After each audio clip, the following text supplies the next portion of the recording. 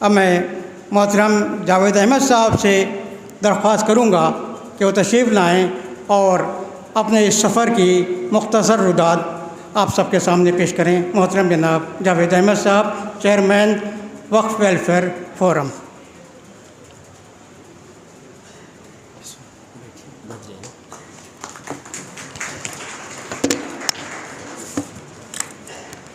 अस्सलामु अलैकुम व रहमतुल्लाहि व बरकातुहू।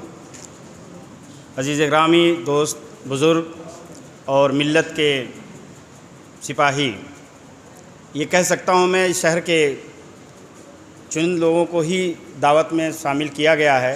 यहाँ के मुअज़्ज़िज़ हज़रात ने इस बात के पे फ़ैसले पर आई कि आपको ही चुना जाए, तो इसलिए यहाँ की भीड़ की अहमियत उससे ताल्लुक़ नहीं है। चंद अफराद से ये बात और कलाम हमें करना था। हमारे बीच में चीफ़ गेस्ट जनाब वज़ीर अहमद अंसारी साहब अपनी कीमती वक्त और मसरूफ़ियात के बाद ये प्रोग्राम को शेयर करने के बाद उन्होंने रज़ामंदी दी। हमारे बीच में अकरामुल जब्बार साहब हैं, हम में सबसे सीनियर हैं, रिटायर्ड IRS हैं, मुख्तलिफ़ शहरों में सूबों में उन्होंने काम किया है। अल्हम्दुलिल्लाह पिछले कुछ बरसों से वफ़ पे उन्होंने अपने आप को वफ़ कर दिया है। अल्लाह ताला कबूल करे। हमारे बीच में तमाम वो हज़रात जिनको मैं नाम से तो वाकिफ़ नहीं हूँ, लेकिन उनकी यहाँ पर मौजूदगी इस बात की दलील है कि हमारी दावत यानी फ़ोरम की दावत पे उन लोगों का इस्तकबाल है, वेलकम है, खैर मकदम है, तो हम अपनी आवाज़ को यहाँ से आगे बढ़ा सकते हैं।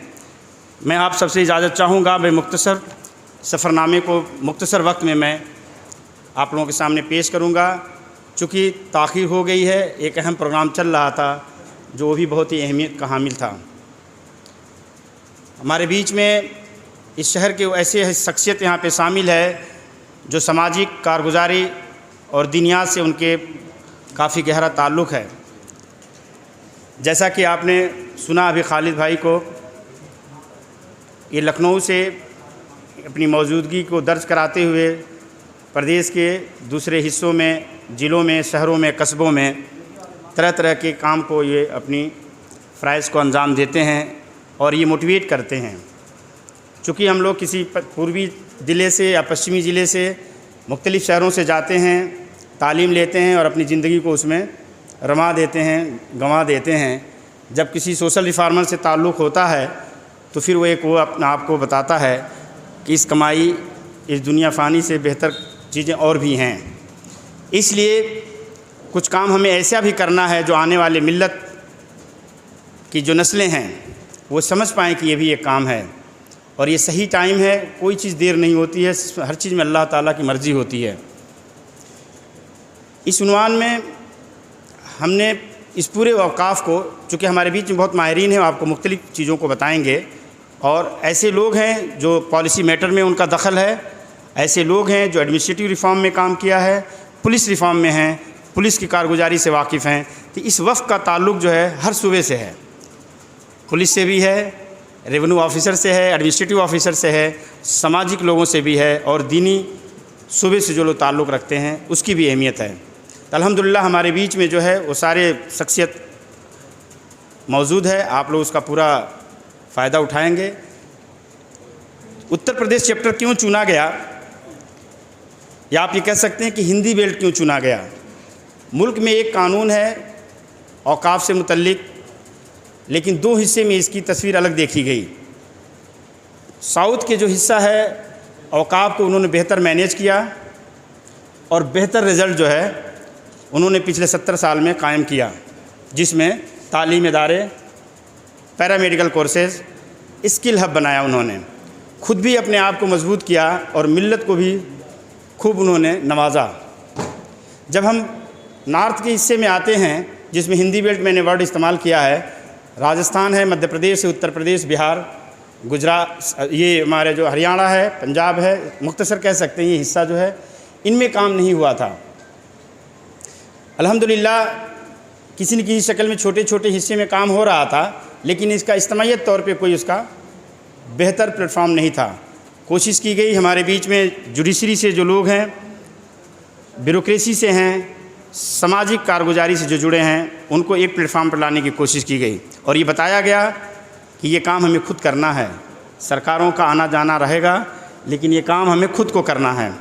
इसमें हमें लोगों को बेदार करना है और अपनी इबादतगाहों के डॉक्यूमेंटेशन को बेहतर कराना है। इस सफ़रनामे में 2 शहर को चुना गया, बुलंदशहर और मऊ। गाज़ियाबाद, बुलंदशहर, मऊ, बलिया, आज़मगढ़ एक मंडल है। इसी तरह वहाँ पे बुलंदशहर, गाज़ियाबाद और मेरठ मंडल में आता है। ये मऊ को इसलिए चुना गया कि ये इस इलाके के पॉपुलेशन और कई सूबों में ये बेहतर अपना कद रखता है। चेयरमैन साहब, साबिक चेयरमैन साहब, मौजूदा चेयरमैन साहब तकरीबन ये अल्टरनेट में आते हैं और ये हर बार एक नई काम करके जाते हैं। हमने दोनों लोगों से ये दीन के काम का मैंने फ़ायदा उठाया। मौजूदा चेयरमैन साहब से मैंने ये बात अपनी रखी कि मऊ को चुनने की वजह थी, ये शहर जो है 40% नज़ूल पर है। ये शहर जो है 40% नज़ूल के ज़मीन पर है, जो सरकारी किस्म की ज़मीन होती है।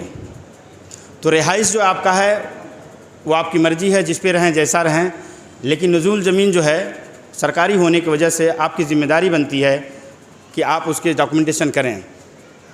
सरकार का ये कहना है कि पब्लिक ज़मीन, पब्लिक डोमेन में ये सब चीज़ आती है, मस्जिद, मंदिर, पंचायत घर, बंजर, ये सब चीज़ पब्लिक डोमेन में आता है, तो इसके भी डॉक्यूमेंटेशन कराइए। इस डॉक्यूमेंटेशन के पहल में नगर पालिका, नगर पंचायतों और ग्राम समाजों का अहम भूमिका है। किसी भी एक पीस लैंड जो होती है उसके भी कागजात होते हैं या बना लिए जाते हैं। तो चेयरमैन साहब अल्हम्दुलिल्लाह इस कारगुजारी को आगे बढ़ाते हुए जितनी शहर में हैं रिलीजियस स्ट्रक्चर हम कह सकते हैं, उसमें हमारी भी है, गैर भाइयों की भी है, इन्होंने उसको डॉक्यूमेंटेशन किया। उस डॉक्यूमेंटेशन के बेसिस पे मऊ की जो सर्वे से मालूम हुआ है तकरीबन 360 या 400 के आसपास सिर्फ मस्जिद हैं, जो 40 या 42 स्क्वायर किलोमीटर के दायरे में जो शहर बसा है। छोटी बड़ी मस्जिदें, उसमें मदरसे नहीं हैं और कब्रिस्तान नहीं है, जो तादाद बताई गई है। इसमें हमारे काम में जो सबसे ज़्यादा मोमेंटम लाने वाले जमीयत के दोनों सरबराह, उन लोगों ने इसमें खूब एनर्जी भरी, खूब ताकत भरी, खूब मेहनत कराया। रिकॉर्डेड टाइम में तकरीबन 200 से ज़ायद फार्म जो है इस शहर के जमा हो चुके हैं, जिसमें जैसा कि अभी हमारे खालिद भाई ने बताया कि वक्फ बोर्ड की कारगुजारी से सब वाकिफ़ हैं। कंटिन्यूस प्रोसेस करके वेरिफिकेशन करा लिया गया है, कुछ के सर्टिफिकेट भी तैयार हो गए हैं जो यहाँ पे आपको दिया जाएगा। वो एक लंबी जद्दोजहद है वफ़ की कारगुजारी से, हम सबको मिल के उसको सही करना है, क्योंकि वो भी हम में से ही लोग हैं, लेकिन वो सरकारी लोग हैं, उनके अपने काम करने का तरीका अलग है। इस प्रोजेक्ट का सिर्फ मकसद ये नहीं था कि हम आपको डॉक्यूमेंट करके बना के दे दें, इसके पीछे थीम है। हर मस्जिद का एक अपना डेटाबेस होना चाहिए। मिसाल के तौर पे मस्जिद का मैनेजमेंट कमेटी, उसके इमाम, उसके हुजरा, बैतुल माल है कि नहीं, मदरसे, लाइब्रेरी, फार्मेसी, ये बहुत छोटा सा डेटा है लेकिन बहुत ही अहमियत का हामिल है। हर मस्जिद को एक सोशल डेमोग्राफी में काम करना है। उस मस्जिद का काम सामाजिक ज़्यादा होना चाहिए, जिससे वहाँ के लोग कनेक्ट हों। और इससे आप देखेंगे कि जब ये चीज़ें होंगी तो आपका डायनेमिक रोल होगा और आप अपनी चीज़ को डिस्चार्ज कर सकते हैं। इस बात को मैंने गाज़ियाबाद में का भी हम आपको एक केस बताएं कि इंक्रोचमेंट के केसेस जो हैं वेस्टर्न यूपी में ज़्यादा हैं, क्योंकि वहाँ पे हमारे औकाफ भी ज़्यादा हैं और वहाँ पे इस तरह के लोग भी ज़्यादा हैं जो हम में से तादाद ज़्यादा रखते हैं। पूरब में अल्हम्दुलिल्लाह ये कैफियत नहीं पाई जाती है।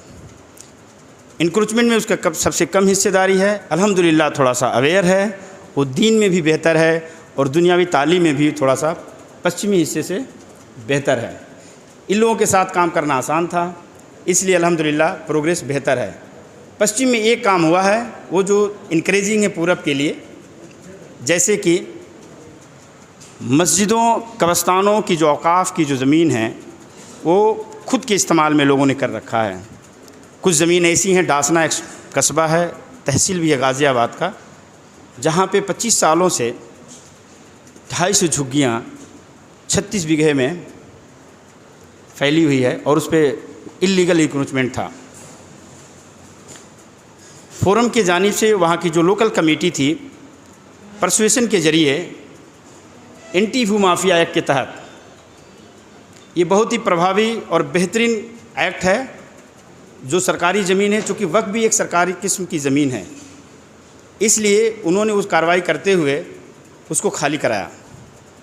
सवाल ये है कि अब खाली तो हो गया, लेकिन वो फिर इंक्रोच हो जाता है।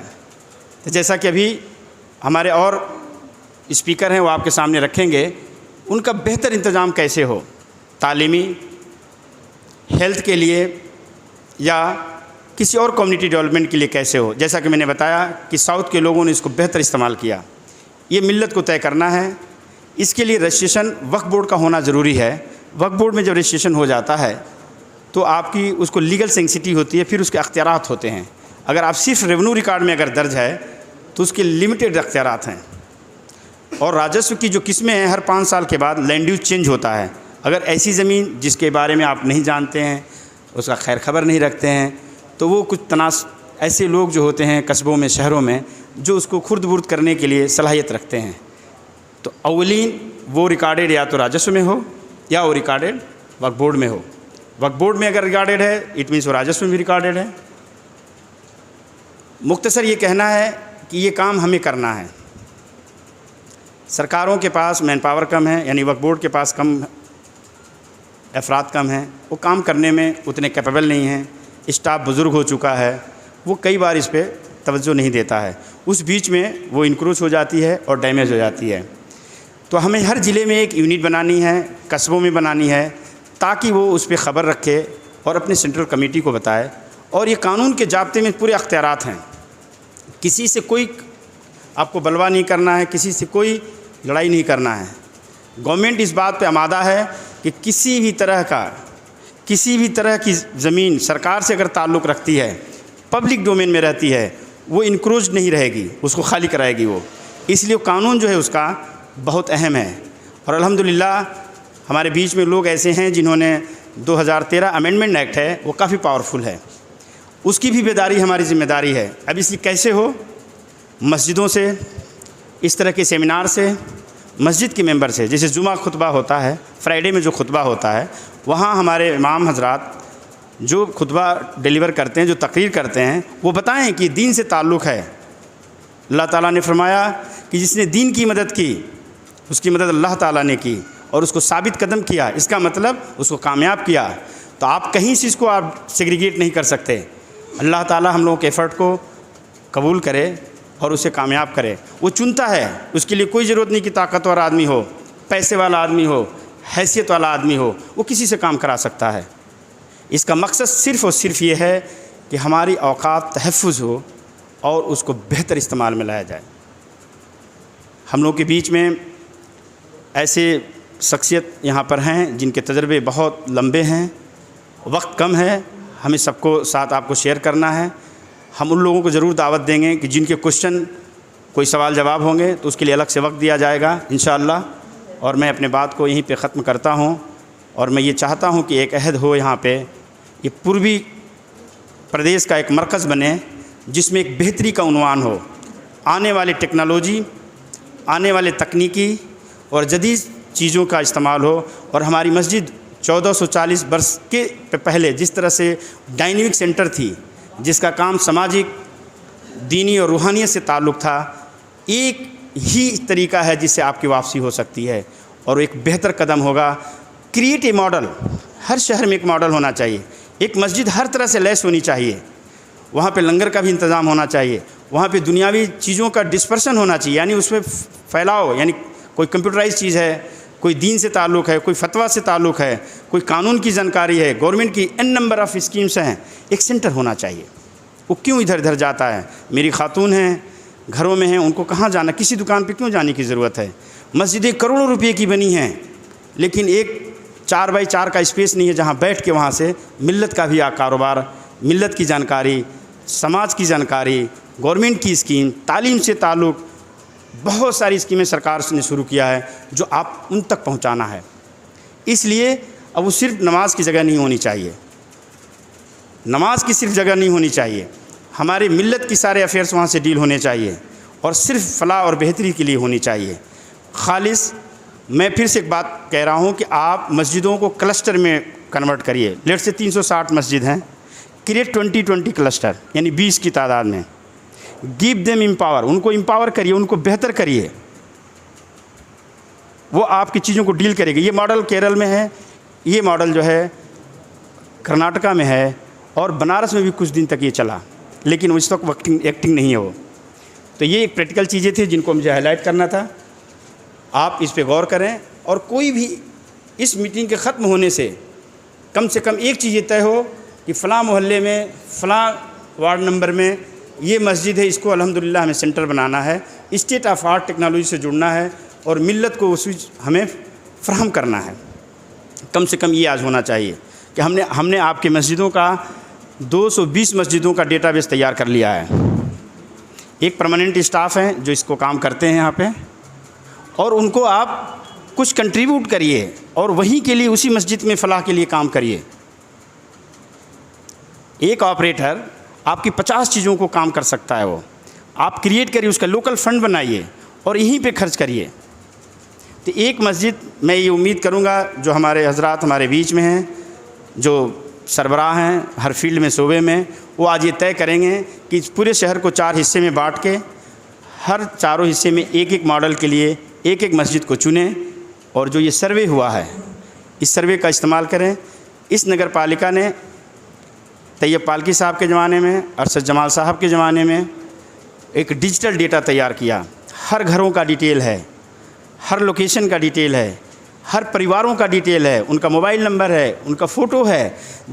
आई मीन्स ये अरशद जमाल साहब के पीरियड में ऐसा डेटा बना जो उत्तर प्रदेश में यूनिक था।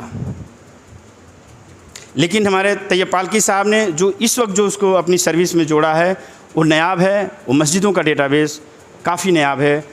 आपका रजिस्ट्रेशन वक्फ बोर्ड में हो, ताख़ीर से हो, लेकिन अल्हम्दुलिल्लाह वो पाए तकमील तक पहुँचेगा। हमारे जितने हजरात यहाँ पर हैं, हम सबसे ये उम्मीद करते हैं कि अपने जानिब से वो अपना एफ़र्ट करें। हर वक्फ यूज़र यानी मुक्तदी उतनी ही एम्पावर है जितना मुतवल्ली है, जितना मैनेजर है। आप समझते हैं कि एक मुतवल्ली हो गया उसकी काम नहीं, आप भी उतनी पावरफुल हैं, क्योंकि आपकी भी हिस्सेदारी है। आपको भी एक ज़मीन चाहिए थोड़ी सी जो कब्र में लेटना है एक लंबे टाइम तक के लिए। आपको एक मस्जिद चाहिए ज़िंदगी में जहाँ आपको इबादत करनी है। आप ये नहीं कह सकते कि मेरा इससे कोई लेना देना नहीं है, बिल्कुल लेना देना है। जब तक नहीं जान रहे थे, अब आप जान गए हैं। और मैं जितने हमारे दीनी सूबे से ताल्लुक़ रखते हैं, बेहतरीन सेंटर है, मेंबरों से, मदरसों से ये चीज़ों की अवेयरनेस होनी चाहिए। समाज में जो कुछ चल रहा है सब उससे वाकिफ़ हैं, कहीं अपनी कमी भी है लेकिन उसको दुरुस्त करना है। मैं अपनी बात ख़त्म करता हूँ। इंशाअल्लाह मैं उम्मीद करता हूँ कि आप और हजरात की बातों से फैज़याब होंगे और हम फिर इस पर आपसे रिव्यू करेंगे। अस्सलाम वालेकुम।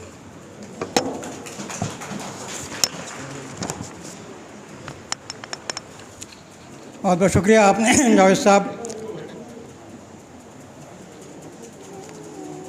पूरा अपना सफ़रनामा रखा है हम सब के लिए, उसमें बहुत कुछ सीखने का मौका है हासिल है। हमारी दरख्वास्त है अपने आने वाले मुकर्रीन से कि हम लोग यहाँ पे चूँकि प्रोग्राम चल रहा था उसकी वजह से प्रोग्राम ताख़ीर से शुरू हुआ है, हम 1.5 घंटा लेट चल रहे हैं। उसके हिसाब से हमें अपने प्रोग्राम को सारे मुकर्रीन को सुनना भी है। तो हम अब दरख्वास्त करेंगे मोहतरम जनाब अरशद जमाल साहब से, एक्स चेयरमैन मऊ, कि आप बताएं कि औक़ाफ़ के प्रोडक्शन, औक़ाफ़ के तहफ़्फ़ुज़ के लिए मिल्लत को किस तरह की ज़िम्मेदारियों को अदा करना है ताकि हम ज़्यादा से ज़्यादा इसको तहफ़्फ़ुज़ फराहम कराने में कामयाब हो सकें। मोहतरम जनाब अरशद जमाल साहब।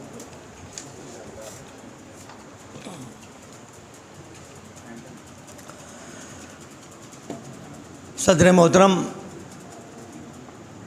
मेहमान मोहतरम और मुअज़्ज़ज़ सामीन, अस्सलाम वालेकुम।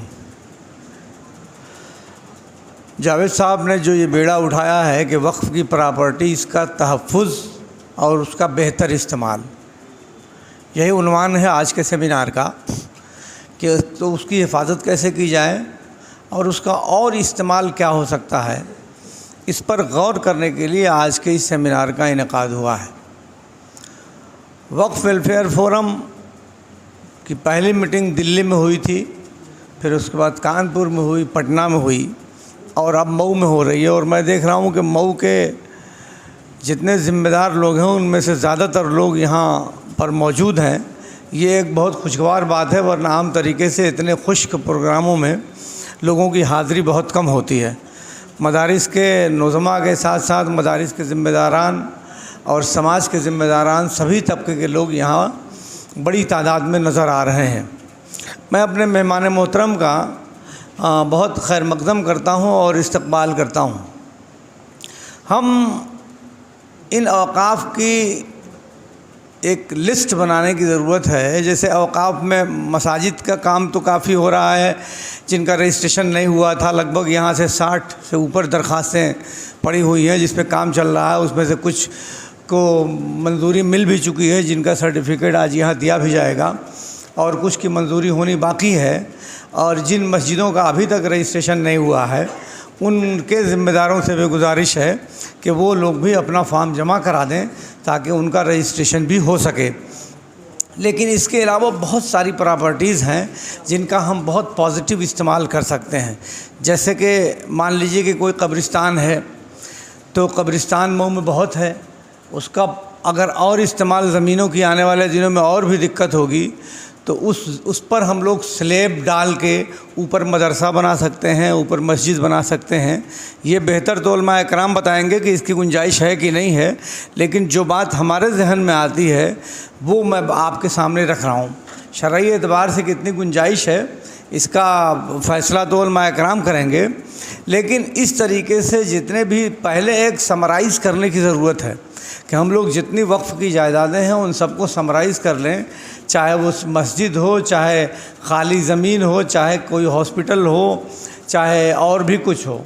अभी जो 1913 में जो कानून बना था जब समाजवादी पार्टी की सरकार थी कि वक्फ़ की प्रॉपर्टीज़ को रेंटल एक्ट से मुस्तस्ना किया गया था, इसको तमाम ज़िम्मेदारों को ये बात समझनी चाहिए, क्योंकि बहुत से ऐसे लोग हैं जिनका ये कहना है कि भाई वक्फ़ की प्रॉपर्टी है और उसमें किराएदार हैं, वो खाली नहीं कर रहे हैं, तो रेंटल एक्ट जो है उन पर नाफिज नहीं होता। ये कानून 1913 में बन चुका है, यानी कोई भी वक्फ़ की प्रॉपर्टी हो उसमें आप जब चाहें तब किराएदार से उस ज़मीन को खाली करा सकते हैं। ये बहुत बड़ा अख्तियार आपके पास है, लेकिन इस अख्तियार का इस्तेमाल नहीं कर रहे हैं। तो मैं चाहता हूँ ये कि इस तरह की जितने भी वक्फ़ की जायदादें हैं, जैसे आपने दिया आज के 50 साल पहले किराए पर किसी को, उस वक्त क्या नाम है किराया था 50 रुपया और आज उसका किराया है 5000 रुपया। या हो सकता है कि जो वक्फ़ की प्रॉपर्टीज़ के जो मुतवल्लियान या ज़िम्मेदार हैं उनको ज़रूरत हो उस प्रॉपर्टी की, मगर फिर भी खाली नहीं करा सकते हैं।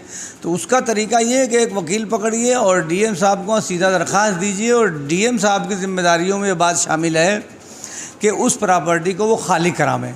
इसमें हम लोग भी जितनी ज़रूरत होगी दामे दिरमे सुखने हर एतबार से मदद करेंगे, मगर सबसे पहले जो प्रॉपर्टीज़ के जो ज़िम्मेदार हजरात हैं, मुतवल्लियान हैं, उनको बेदार होना पड़ेगा। और इस सिलसिले में चाहे तो आप मीटिंग बुला के बात कर सकते हैं, चाहे तो मिल के बात कर सकते हैं, लेकिन ये एक एक्ट है और कानून बन के कानून नाफिज है। तो जहाँ जहाँ इस तरह की दिक्कत है कि गैर कानूनी कब्ज़ा है, बहुत सी जगहों पे कब्रिस्तान है उस पर अभी भी कब्ज़ा बना हुआ है, बहुत सी जगह पर ज़्यादातर जगहों पे कब्रिस्तानों से अवैध कब्ज़े हट गए। जैसे ख़ुद बख्तावरगंज में एक लगभग 3 एकड़ की कब्रिस्तान थी, उस पर तमाम गैर कानूनी कब्ज़ा था, वो खाली कराया गया। मेरे ज़माने में कासिम पुखरी में एक कब्रिस्तान, उस पर कब्ज़ा था, वो खाली कराया गया। तो इस तरह की और भी जितनी प्रॉपर्टीज़ हैं, तो आप लोग अपने मिलने जुलने वालों लोगों को बताइए, उन्हें कानून और एक्ट के बारे में भी बताइए और उनके अख्तियारात के बारे में भी बताइए, उनके और बेहतर इस्तेमाल पर ज़रा फ़राग़ दिली से इस्लामी नुक्ता नज़र पर गौर करने की ज़रूरत है।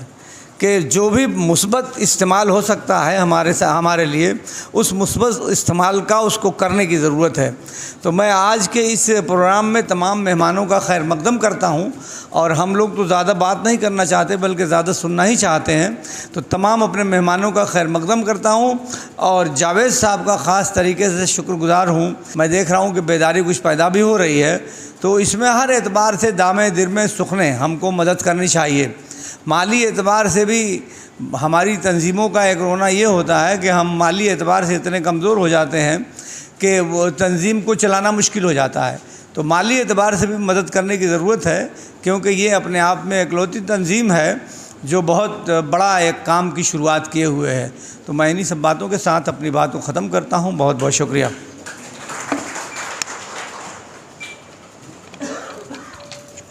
बहुत बहुत शुक्रिया मोहतरम अरशद जमाल साहब। जावेद साहब ने अपनी गुफ्तगू में बताया था कि मऊ में तकरीबन 40% ज़मीन नुज़ूल की है, और इसके साथ साथ जो एक दूसरा बड़ा मसला है वो ये है कि अब तक हमारे मिलत के ज़िम्मेदारान के ज़हनों में जो बात थी वो ये कि मस्जिद और कब्रिस्तान वग़ैरह ये सब हमारे ज़ाती चीज़ें हैं, इसका हमें रजिस्ट्रेशन कराने की कोई ज़रूरत नहीं है। लेकिन अब कानून जिस तरह से तब्दील हुए हैं, अब कोई भी जगह बग़ैर रजिस्ट्रेशन के मुल्क में रह पाना मुमकिन नहीं है। कोई जगह उसकी कोई भी हैसियत हो, कोई शक्ल हो, उसका रजिस्ट्रेशन ज़रूरी है।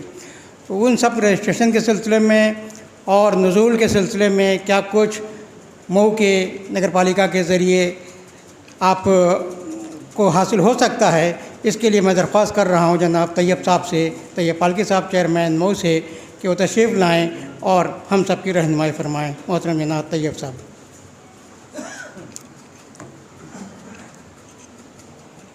अस्सलामु अलैकुम रहमतुल्लाहि व बरकातुहू। मेहमान खुशी जनाब वज़ीर अहमद अंसारी साहब और दीगर हमारे मेहमान, हमारे मौलाना शाही मस्जिद के इमाम मौलाना मसीहुर रहमान साहब, मौलवी इफ्तिखार साहब, मौलवी खुर्शीद साहब, जनाब और ये ऑर्गेनाइज़र, हमारे ऑर्गेनाइज़र नहीं मेहमान हैं आप भी, जावेद साहब और मौलाना मज़हर साहब, सरफराज साहब, मौलाना ज़की साहब, सुबहान अली साहब, सभी मुअज़्ज़ज़ हाज़रीन। वक्फ़ की जायदाद जब वक्फ़ फ़ोरम बेदार हुआ तो यहाँ के लोग भी बेदार हुए, और हमें नहीं मालूम था कि कितनी मसाजिद है, कितनी कब्रिस्तान कहाँ पे दर्ज है, नहीं है। जब रिकॉर्ड में देखा गया तो नहीं, कहीं रिकॉर्ड में दर्ज ही नहीं कुछ कब्रिस्तानों का या कुछ मस्जिदों का दर्ज था। तो इधर जो भी दरख्वास्तें जिनकी भी आईं उनको बाकायदा नगर पालिका में रजिस्ट्रेशन करा दिया गया है और रिकॉर्ड में ऑनलाइन करा दिया गया है। और ये बाराबंकी में जो मामला हुआ, जो एक मस्जिद गिराई गई, तो उससे काफ़ी खौफ हरास पैदा हो गया। और उसके अलावा मुल्क के और हिस्से में तो ये हमें समझ में आया कि ख़ास तौर से उत्तर प्रदेश में और हरियाणा में तो मस्जिद का रजिस्ट्रेशन खानकाहों का या कब्रिस्तान का नहीं होगा, तो वो रिकॉर्ड के ज़रिए अब बहुत सी ज़मीनें अनरजिस्टर्ड होती हैं। हमारी तो कायम है, बहुत से 50 साल की 100 साल की मस्जिद है मगर कोई कागज़ नहीं मिलेगा। मगर फ़ोरम में आ जाने, ये रजिस्ट्रेशन हो जाने से वक्फ़ में, औकाफ़ में, तो एक रजिस्टर्ड औकाफ़ में आने से उसका रजिस्ट्रेशन हो जाने से एक कागज़ हो जाएगा कि वक्फ़ जायदाद का वो हिस्सा हो जाएगी और उससे उसका तहफ़्फ़ुज़ हो सकेगा। तो हमें जो भी हमारी ज़मीनें हैं उस तरह की, उसको औकाफ़ में दर्ज कराने की कोशिश करनी चाहिए। तरह तरह के सवाल आते हैं, जवाब साहब जावेद साहब जवाब दीजिएगा। कहते हैं कि क्या वक्फ़ में दर्ज हो जाने के बाद कुछ उसमें तामीर करना होगा तो क्या फिर परमिशन लेना पड़ेगा? हाँ बताइएगा। तो मैं समझता हूँ कि ये बहुत ज़रूरी है और बहुत ज़्यादा हमारे उत्तर प्रदेश के पश्चिमी हिस्से में बहुत बड़ी बड़ी ज़मीनें हैं जो माइग्रेट करके पाकिस्तान चले गए या छोड़ के चले गए, और हरियाणा है उधर इलाके में जो, तो बहुत ज़्यादा ऐसी औकाफ़ की ज़मीनें हैं जो खाली पड़ी हैं या दूसरे के कब्ज़े में हो गई, उसका तहफ़्फ़ुज़ नहीं हो सका। तो हमें आज ज़रूरत है हेल्थ और एजुकेशन पे भी काम करने की। तो वक्फ़ जायदाद अगर ज़्यादा है तो उस पर वक्फ़ हेल्थ और एजुकेशन पे भी हमें काम करना चाहिए। जब तक कोई प्रोग्राम नहीं होगा उसकी हिफाजत तभी मुमकिन है जब आपका कोई प्रोजेक्ट होगा और उस पर प्रोजेक्ट से काम किया जाए कि उन औकाफ़ की ज़मीनों पे कोई ना कोई काम ऐसा किया जाए कि जिससे कौम और मिलत का फ़ायदा हो सके। मैं उम्मीद करता हूँ कि वक्फ़ फ़ोरम वक्त की किल्लत है, वक्फ़ वेलफेयर फ़ोरम जो है लोगों को जिस तरीके से बेदार किया और जिस तरीके से लोगों को बहुत परेशानी थी कि क्या रजिस्ट्रेशन कराने में कैसे होगा क्या होगा। अक्सर तो दलाल मिल जाते हैं जो काफ़ी पैसे खा के और फिर वो काम नहीं होते थे, तो उन परेशानियां थीं। और वक्फ़ में जाने से घबराता था कि करप्शन बहुत है, तो और हर वक्त दलाल लगे रहते थे। तो अल्हम्दुलिल्लाह वक्फ़ वेलफेयर फ़ोरम आने से काफ़ी सहूलियत हो गई और उन सब परेशानियों से बचा जा सकता है। मैं उम्मीद करता हूं कि जो भी इस तरह की जायदाद है उसको वक्फ़ में दर्ज कराएं ज़्यादा से ज़्यादा और उस पर प्रोजेक्ट बना के काम करने की कोशिश करें कि कौम और मिलत का फ़ायदा हो। मैं इन्हीं सब बातों के साथ अपने मेहमानान का इस्तकबाल करते हुए अपने शहर में अपनी बात ख़त्म करता हूँ। बहुत बहुत शुक्रिया।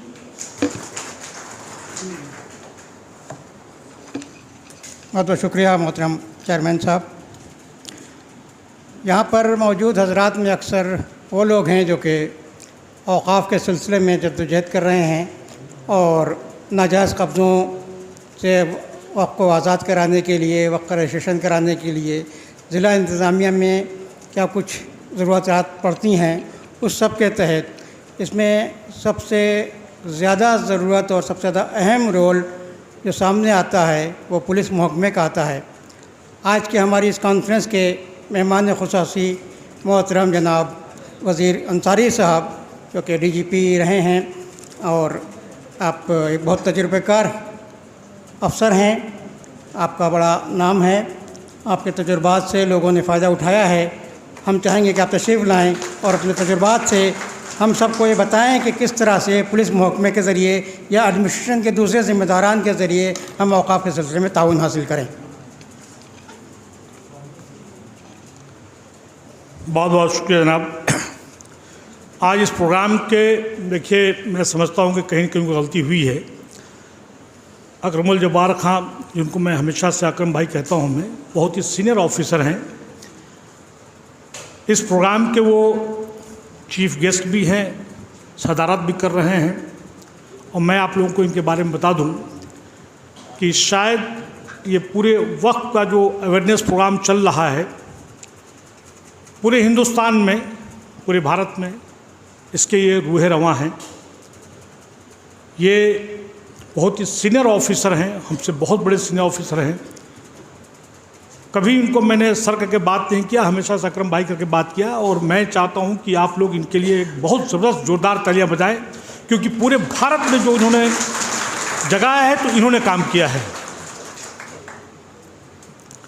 मैं अपनी बात यहाँ से शुरू करता हूँ कि तमाम डायस पे तमाम स्टीम चीफ गेस्ट, तमाम उलमा कराम, साहिब हज़रात, मेरा वक्फ से कोई दूर दूर तक ताल्लुक़ नहीं है, वक्फ के बारे में जानता नहीं, लेकिन जो कुछ भी है थोड़ा सा मैं पढ़ना सीखना शुरू किया तो अकरम भाई की वजह से किया।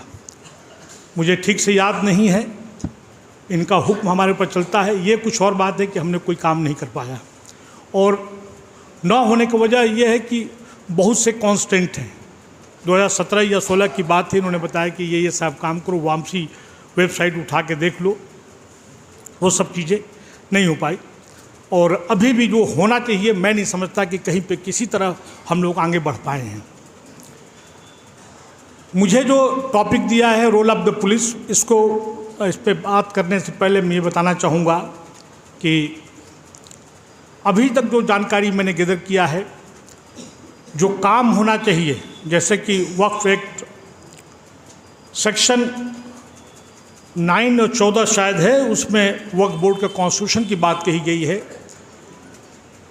मुझे नहीं मालूम है कि किसी प्रदेश का साउथ इंडिया में अगर हो तो शायद वहाँ पे वक्फ बोर्ड के कॉन्स्टिट्यूट किया गया है, लेकिन जो मैं जानता हूँ, जहाँ मैं रहता हूँ मध्य प्रदेश में, वहाँ पे वक्फ बोर्ड के नाम की कोई चीज़ नहीं है। छत्तीसगढ़ में वक्फ बोर्ड की कोई चीज़ नहीं है। रजिस्ट्रेशन का जो सेक्शन 32 सेक्शन है, मैं नहीं समझता कि एज सच रजिस्ट्रेशन तो हुआ होगा, लेकिन बहुत से ऐसे उसमें फॉर्मेलिटीज है, जो कॉलम्स होते हैं, कहीं ना कहीं लेकुना या कहीं ना कहीं कमी होती है, वो नहीं हो पाता है। एक बहुत ही इम्पॉर्टेंट रजिस्ट्रेशन एक बहुत इम्पॉर्टेंट सेक्शन है, वो सेक्शन है 109, जिसमें ये कहा गया है कि पावर टू मेक रूल्स। जब बोर्ड ही कॉन्स्टिट्यूट नहीं होगा, जब उसमें बोर्ड के मेंबर्स ही नहीं होंगे, कोरम ही नहीं होगा, तो आप रूल और रेगुलेशन कहाँ बनाएंगे, जिसके लिए हमारी कम्युनिटी के बीच में बेदारी नहीं है। दूसरा जो इम्पोर्टेंट जो बात है, उसके साथ रूल और रेगुलेशन की बात, जो गवर्नेंस की बात होती है, सेक्शन 110 है, उसमें कहीं पे कुछ नहीं होता है। नेक्स्ट जो सेक्शन है, वक्फ बोर्ड गवर्नमेंट को अपने वक्फ प्रॉपर्टीज़ को गवर्न करने के लिए, रेगुलेट करने के लिए क्या सजेशन देना चाहती है, एज सच कहीं पे कुछ नहीं हो पाता है। अब सवाल ये उठता है कि वक्फ बोर्ड ही नहीं है, वक्फ बोर्ड फंक्शनल नहीं है, तो पुलिस क्या काम करेगी। इसमें वक्फ प्रॉपर्टी के साथ में जो उसके सत्यानाश करने वाले लोग हैं या खुर्द-बुर्द करने वाले लोग हैं, मैं अकरम भाई, मैं चाहूँगा कि 2 मिनट हमारी बात सुन ली, इस नालायक की भी बात सुन ली जाए, और मैं आपके पास मैं आता हूँ। देखिए क्या हो रहा है, हमारे पास कम्युनिटी के पास में थॉट प्रोसेस नहीं है, वो सेंटर ही नहीं है थॉट प्रोसेस। स्ट्रैटेजी और प्लान जब नहीं करोगे तो अपने दुश्मन से कैसे फाइट करोगे। जितने भी वक्फ की बात आ रही है, उस पर 3 पिलर्स की बात कही गई है। जो चौथा पिलर, उस पर कोई बात नहीं की जिसमें हम लोग शामिल हैं। हम लोग बात क्या कर रहे हैं, वक्फ सेंट्रल गवर्नमेंट, स्टेट गवर्नमेंट जिसकी जिम्मेदारी है, नंबर 1 प्लेयर। नंबर 2 प्लेयर वो इनक्रोचर्स, जो क्या कहेंगे उर्दू में, काब्जीन का जो कब्जे किए हुए हैं, वो किए हुए हैं।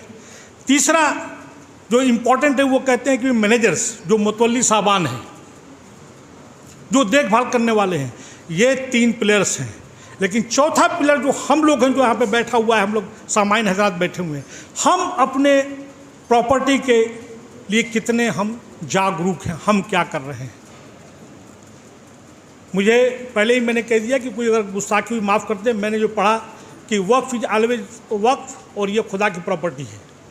कहीं मैं पढ़ रहा था, जब अकरम भाई ने हमें इंटरेस्ट डेवलप किया, तो मैंने उसके हिस्ट्री में जाना शुरू किया। तो कहा कि भाई, मैं पढ़ना शुरू किया तो किसी उलमा कराम ने मैं लेटर देखा तो वक्फ मतलब रुक जाना, ठहर जाना। फिर जो है मैंने हजरत से पूछा, कहा कि भाई कुरान शरीफ तुम पढ़ते हो कि नहीं पढ़ते हो, उसमें देखते हो नहीं देखते हो, वक्फ लाजिम, कुरान को पढ़ते हो, उसमें बीच में ठहर जाना। ये प्रॉपर्टी ठहर गई है, अब ये प्रॉपर्टी खुदा की हो गई है, अब इसको ट्रांसफ़र नहीं हो सकता किसी भी फॉर्म में, गिफ्ट के फॉर्म में, हिबा नामे के फॉर्म में। ये खुदा की प्रॉपर्टी, इस प्रॉपर्टी का इस्तेमाल सिर्फ और सिर्फ जो गाइडलाइन है गरीब गुरबा के लिए हो सकता है, जो सबसे लोएस्ट तबका उसके लिए हो सकता है। अब सवाल उठता है कि सरकार तो कुछ नहीं कर रही है, चाहे सेंट्रल गवर्नमेंट चाहे स्टेट गवर्नमेंट है। सेंट्रल गवर्नमेंट के रिप्रेजेंटेटिव यहाँ पे बैठे हुए हैं। ये नवाडको जब बन रहा था, मैं भी इनके साथ में था। मैं वहाँ पे जो ऑफिसर्स थे, मैं जब कहा, जब वो पुलिस ऑफिसर की कंप्लेंट लेके आया गया, मैंने कहा कि जब तक गवर्नमेंट कुछ नहीं करेगी, उसका इंटेंशन क्या है, स्टेट गवर्नमेंट का क्या है, पुलिस का रोल तब होगा जब हम कोई आदमी उभर के आ गए। जैसे फॉर एग्जाम्पल यहाँ पे ढेर सारी प्रॉपर्टीज को इंक्रोच किया गया, हम लोगों ने कितना इनिशिएटिव लिया, हम लोगों ने कितना इनिशिएटिव लिया। ब्लूप्रिंट जो है, इन्होंने अप्रोच पेपर तैयार किया है अपने, इन्होंने लखनऊ में मुलाकात हुई, इन्होंने मुझको दिया, इट्स अ ब्यूटीफुल पेपर, लेकिन working plan how to execute it, उसमें ये कंपोनेंट नहीं है। आज ज़माना जो है एक्टिविज़म का है, राइट टू इन्फॉर्मेशन का है। कोई इफेक्टिव अगर राइट टू इन्फॉर्मेशन वाला निकालने वाला होगा तब क्या होगा। इसमें लॉयर्स की बात कही गई है, लीगल सेल की बात कही गई है। क्या हमारे लॉयर्स नेक नियति के साथ में, मैं और तो नहीं जानता लेकिन मध्य प्रदेश और छत्तीसगढ़ के बारे में बता दूं कि हमारे ही अपने जानने वाले जिसको कि मैंने प्रमोट किया, उन्होंने मिल के प्रॉपर्टी के सत्यानाश किया और मेरे कहने के बावजूद भी क्या। और ये लीडिंग एग्जाम्पल है और इसमें मैं और तो किसी को ब्लेम नहीं कर सकता। जैसे मैं हूँ वैसे आप लोग भी हैं, हम उसको रोक नहीं पाए। ऐसे तमाम सेकुलर लीडर्स जो मुसलमानों के फलाह बहबूद की बात करते हैं, 5 साल तक चीफ मिनिस्टर रहे, मंत्री रहे, उन्होंने वक्फ की ज़मीन पे बनाए हुए दुकान को तोड़वा दिया है। अब यहाँ पे मैं डिस्कस नहीं करना चाहता।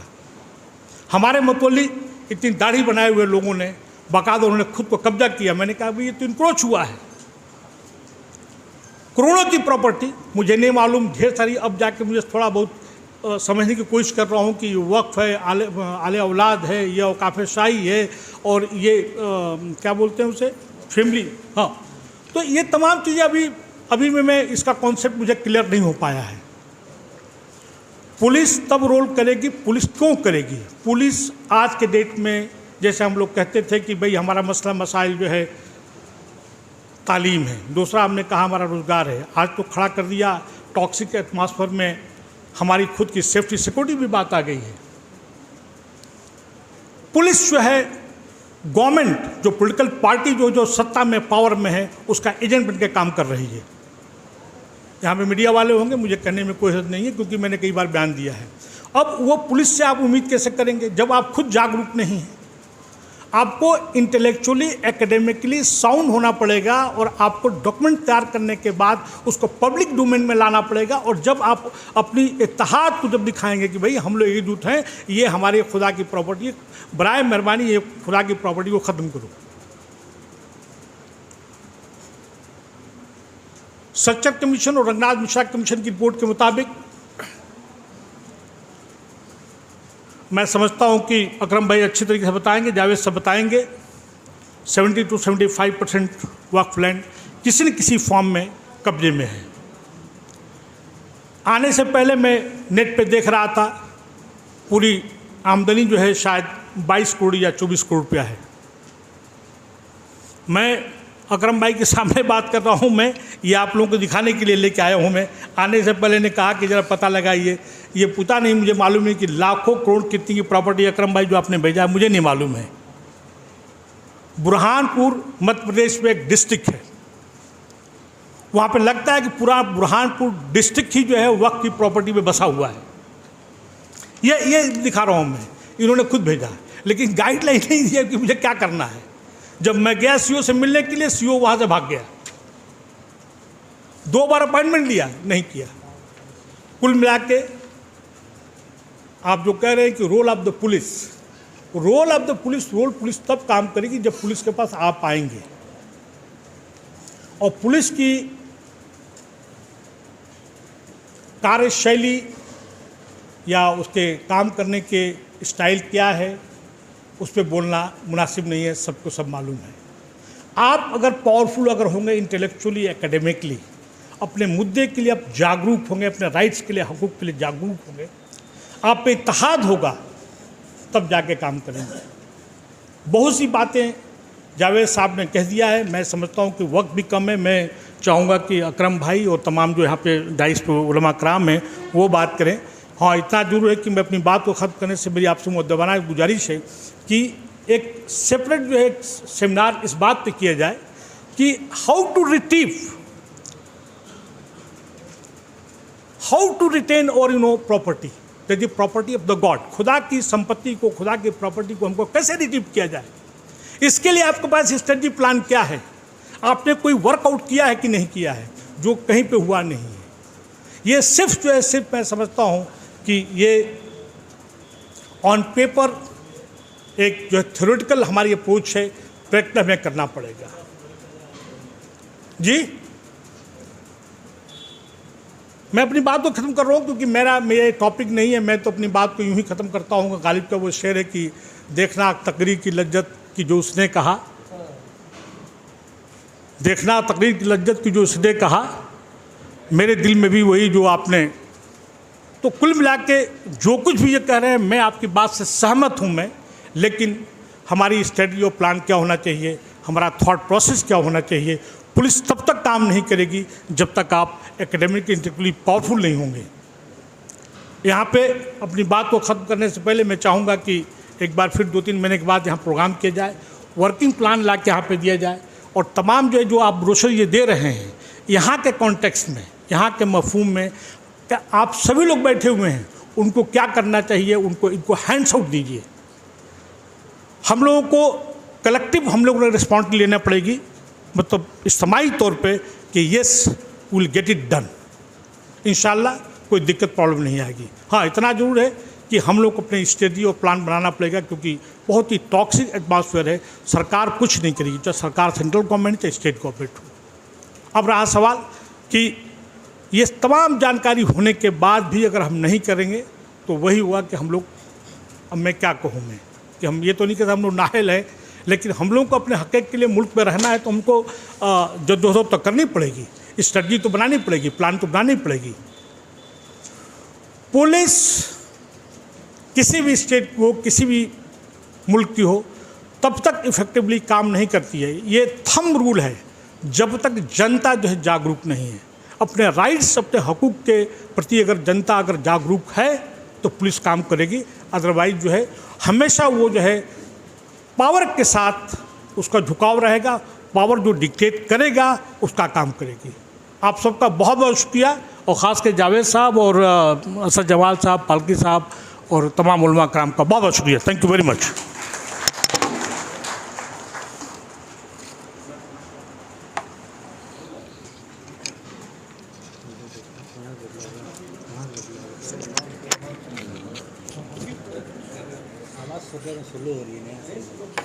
ठीक है।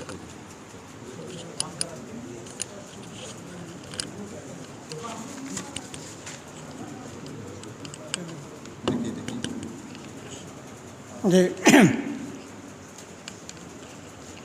हम शुक्रगुज़ार हैं मोहतरम जनाब वज़ीर अंसारी साहब, मेहमान ख़ुसूसी के, कि आपने बहुत ही वाज़ेह लफ्ज़ों में हम सब के सामने अमली सूरत हाल क्या है और क्या कुछ हमें मुखबर होकर के करने की ज़रूरत है।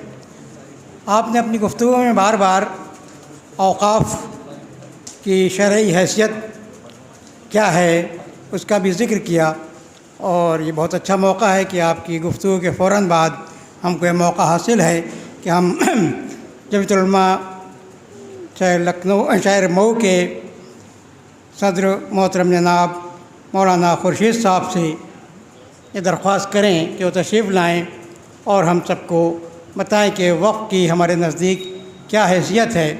और जब तक कि हम समझते हैं कि वक़्त के सिलसिले में मिल्लत के अंदर ये बेदारी नहीं पैदा होती कि ये कितना हसास मामला है, ये अल्लाह की जो इमलाक हैं, अल्लाह के जो जायदादें हैं, अगर इनमें खुर्द बुर्द होगा तो फिर हम किस तरह से अल्लाह की अदालत में अपने आप को पेश कर सकेंगे। हम दरख्वास्त करेंगे मौलाना खुर्शीद साहब से कि आप तशरीफ़ लाएँ और अपने ख़यालात का इज़हार करें। बिस्मिल्लाहिर्रहमानिर्रहीम। अल्हम्दुलिल्लाह व कफ़ा व सलामुन अला इबादिहिल्लज़ीना इस्तफ़ा, अम्मा बाद। सदर मोहतरम मेहमान ख़ुसूसी जनाब वज़ीर अहमद अंसारी साहब, साबिक़ DGP छत्तीसगढ़ जनाब अफ़ज़ालुल हक़ साहब, ला ऑफ़िसर सेंट्रल वक्फ़ बोर्ड भारत सरकार, जनाब अकरमुल जब्बार साहब, जनाब जावेद अहमद साहब चेयरमैन वक्फ़ वेलफेयर फोरम, जनाब डॉक्टर शमीम अहमद साहब साबिक़ एग्जीक्यूटिव ऑफिसर UP वक्फ़ सुन्नी वक्फ़ बोर्ड, जनाब तैयब पालकी साहब चेयरमैन, जनाब अरशद जमाल साहब साबिक़ चेयरमैन। इसके अलावा बहुत से मुअज़्ज़िज़ीन, दानिश्वरान कौम व मिल्लत और हमारे उलमाए किराम, मौलाना इफ्तिखार अहमद साहब, मौलाना मज़हर साहब, नाज़िम आला हाफिज़ अहमद ज़की साहब और हमारे मुअज़्ज़ज़ सामीन इज़्ज़ाम, ज़ाहिर है कि हम आज तहफ़्फ़ुज़ औक़ाफ़ और उसके मौसर इस्तेमाल का सेमिनार एक रोज़ा कर रहे हैं।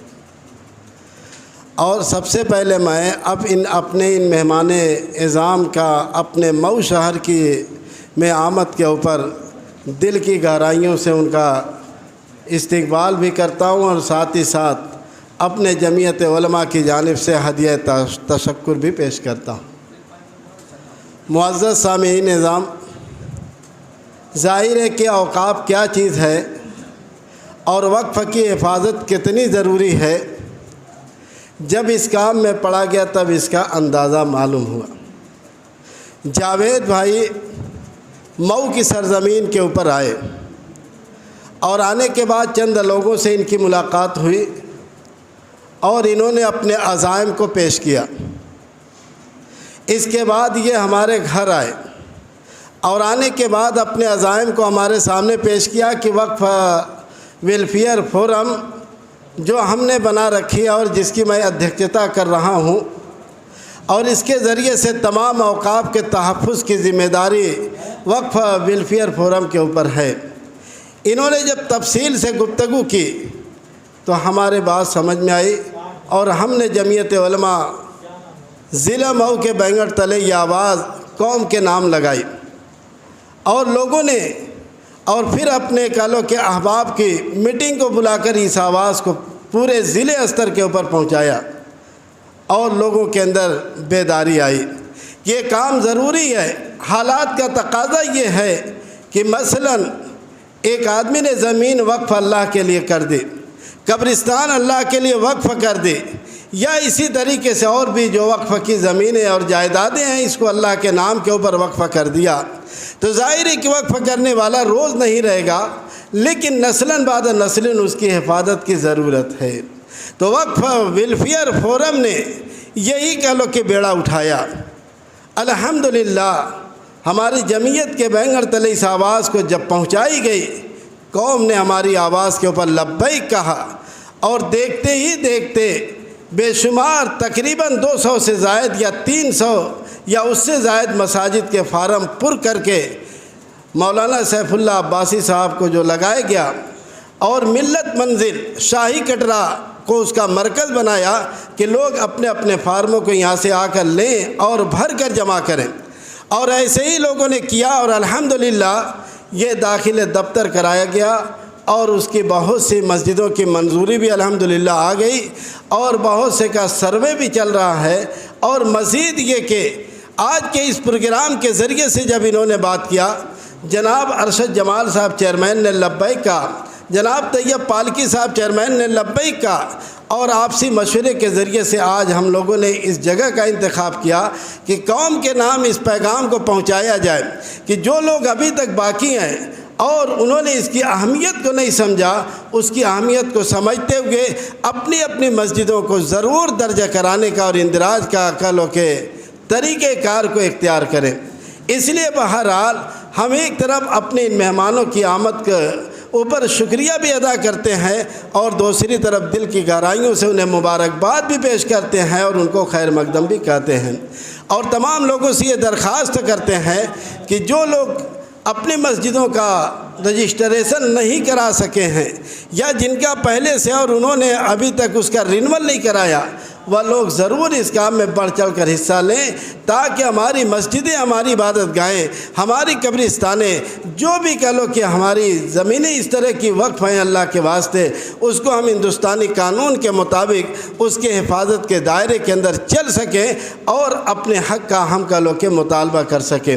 अगर कोई बात खुदा न खास्ता होती है और हमने वक्फ़ बोर्ड के अंदर उसका रजिस्ट्रेशन करा लिया, तो यकीनन ये वक्फ़ बोर्ड जो आपके ये कल वक्फ़ वेलफेयर फोरम जो इन्होंने बनाया है, इनकी पूरी ज़िम्मेदारी है कि उसके लिए शद्दोमत के साथ लगना, उसके लिए जद्दोजहद करना, उसके लिए कोशिश करना, और जो भी ज़रूरत पड़ेगी जावेद भाई हम लोगों के कंधे में कंधा मिलाकर कल के हम लोगों के साथ है। इसलिए बहरहाल मैं आप तमामी हज़रात से दरख्वास्त करता हूँ कि हमारे इस पैगाम को पहुँचाएँ, और जो लोग अभी बाकी रह गए हैं वह लोग ज़रूर अपनी अपनी मस्जिदों और अपनी वक्फ प्रॉपर्टी का ज़रूर रजिस्ट्रेशन कराएँ।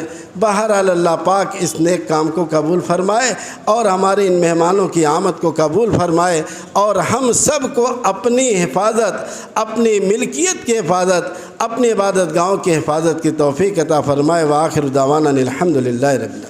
अब मैं दरख्वास्त करूँगा मुफ्ती इफ्तिकार साहब सदर जमीयतुल उलमा मऊ से कि वो तशरीफ़ लाएँ और मुख्तसर तौर पर औक़ाफ़ की शरई हैसियत से हम सबको रोशनास कराएँ।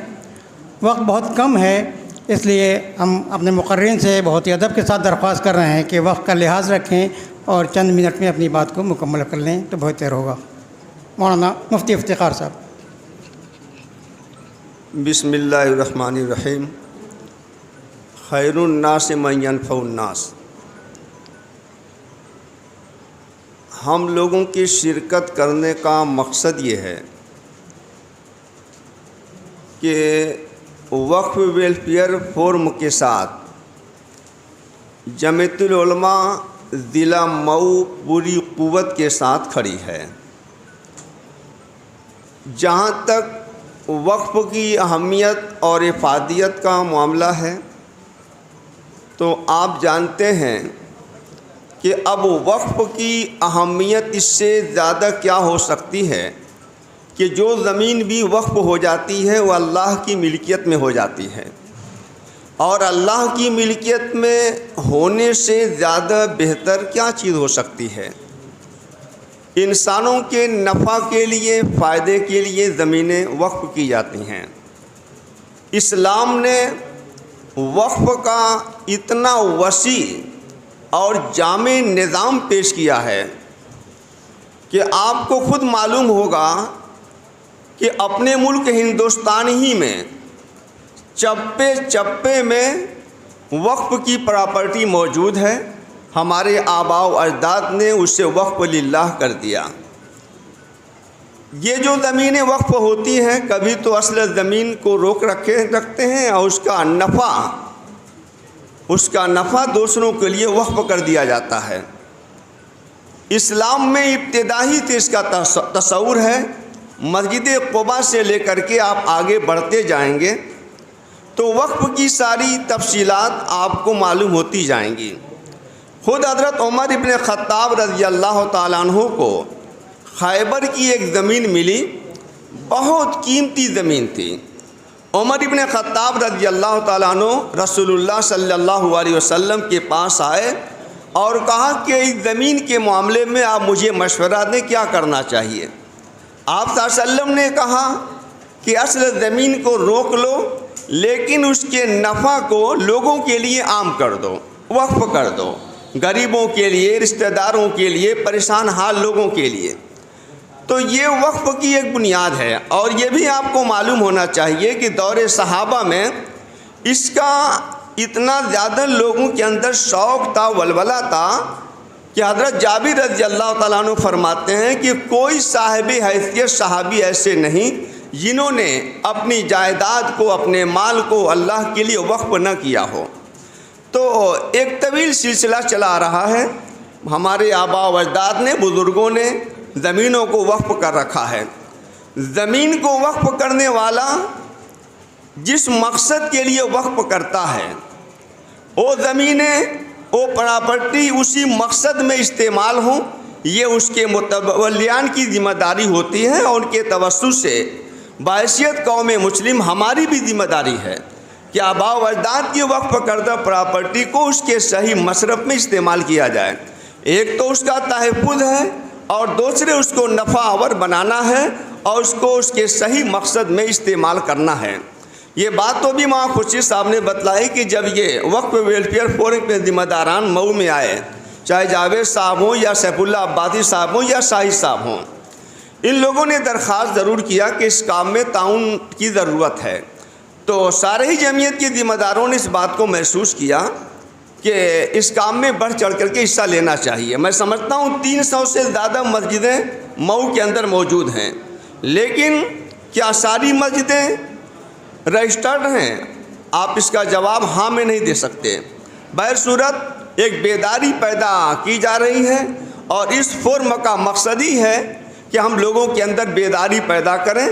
बहुत सी प्रॉपर्टियाँ वक्फ की ऐसी हैं जो यूं ही वीरान पड़ी हैं, उसका इल्म किसी को नहीं है, चाहे मस्जिदें हों या और भी मैदान हैं, जगह हैं। उन जगहों के बारे में भी हमें मालूमात हासिल करने की ज़रूरत है और जो वक्फ के ज़िम्मेदारान हैं उन तक इस बात को पहुंचाना और ख़ुद अपने तौर पर उनके ताउन की पेशकश करना, ये वक्त की एक अहम पुकार है। इसलिए चूँकि वक्त कम है, मैं आप सभी हज़रात से ये दरख्वास्त करते हुए रवाना होता हूँ कि ख़ुद बेदार होने की ज़रूरत है। सिर्फ़ वक्फ के ज़िम्मेदारान ही तक हम महदूद न रखें, क्योंकि जब हमारी और आपकी मदद उनके साथ रहेगी, हमारा और आपका कंधा उनके कंधों के साथ मिलकर चलेगा, तो यकीनन ये वक्फ फोरम अपने मकासद में पूरे तौर पर कामयाब होगा। और इसी के साथ साथ एक दरख्वास्त और करता हूँ कि उनके ताउन की सूरत क्या है। सबसे पहले ये कि हम उसकी मेंबरशिप में, उसकी मेंबरी में शामिल हों। और मैं उम्मीद करता हूँ कि इस कॉन्फ्रेंस में जितने लोग भी शरीक हैं, ये सारे के सारे लोग उसके रुकन बनेंगे। और रुकन बनने का फ़ायदा ये होगा कि वक्फ फोरम के ज़रिए जो भी तहफ़्फ़ुज़ात के इक़दाम किए जाएंगे, जैसे वो लोग उसके अजर व सवाब में शरीक होंगे, वैसे सारे के सारे लोग उसके अजर व सवाब में शरीक होंगे। मैं आप सभी हज़रात से उन लोगों के ताउन की दरख्वास्त करते हुए रवाना होता हूँ। आखिर दावाना अल्हम्दुलिल्लाहि रब्बिल आलमीन।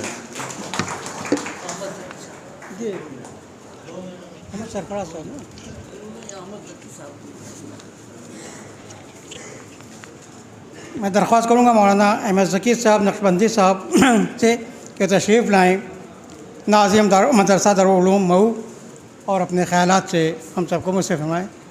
मोहतरम मौलाना अहमद ज़की नक्शबंदी साहब, नाज़िम मदरसा दारुल उलूम मऊ। जिन हजरात के रजिस्ट्रेशन के लिए कहा गया था वो बाहर गली में आ जाएं, 2-4 लोग बचे। अस्सलाम वालेकुम वरहमतुल्लाहि वबरकातुहू।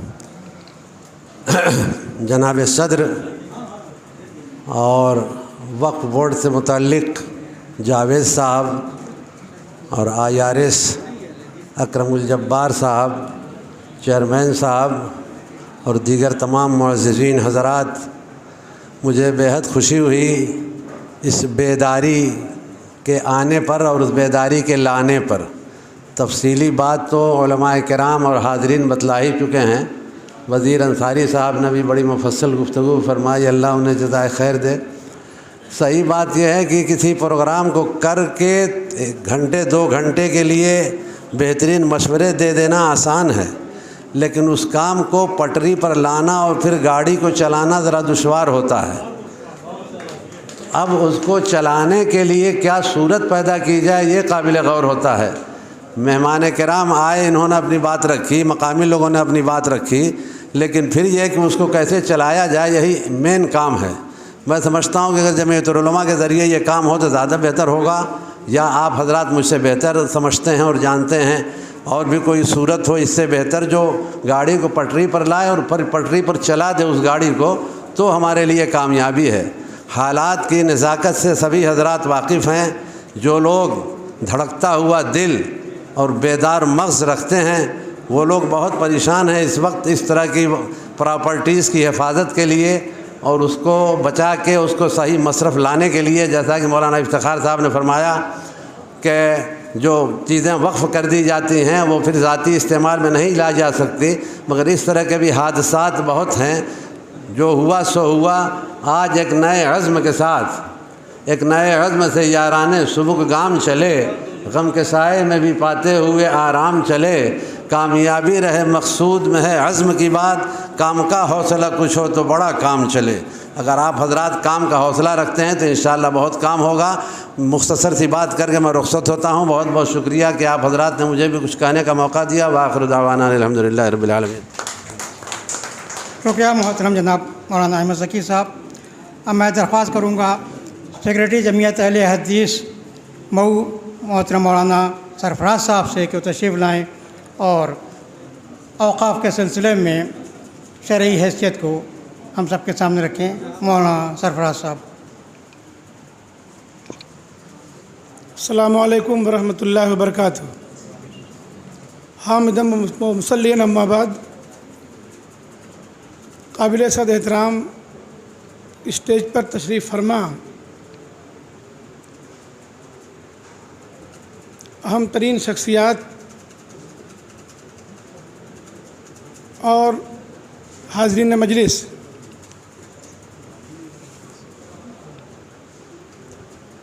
औक़ाफ़ का तहफ़्फ़ुज़ और उसके मौसर इस्तेमाल के उन्वान पर आज के इस सेमिनार में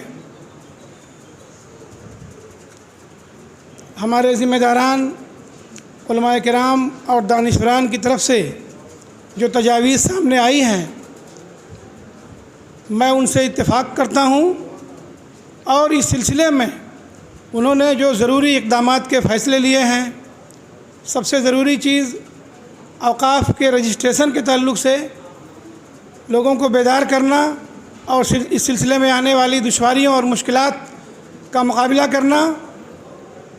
इस सिलसिले में मैं इंशाअल्लाह ज़िम्मेदारान का पूरा ताउन करूँगा अपनी पूरी टीम के साथ, और आज से इसे एक तहरीक की शक्ल दी जाएगी और इस सिलसिले में जो भी आप हज़रात की तरफ से तजावीज़ सामने आएगी, जो मशवरा आप देंगे, मैं एक कारकुन की हैसियत से पूरे तौर पर आपके साथ हूँ और कदम से कदम मिला करके चलने के लिए तैयार हूँ।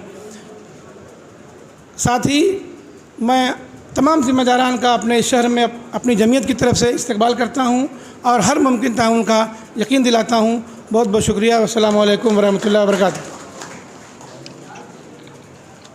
शुक्रिया मौलाना सरफराज साहब, आपने काफ़ी हौसला अफजाई की हम सब की। अब मैं दरख्वास्त करूँगा डॉक्टर शमीम अहमद साहब, साबिक़ CEO उत्तर प्रदेश सुन्नी सेंट्रल वक्फ बोर्ड से, जो तशरीफ़ लाएँ और अपने तजुर्बात की रोशनी में हम सब लोगों की रहनुमाई फरमाएँ। मोहतरम जनाब डॉक्टर शमीम अहमद साहब।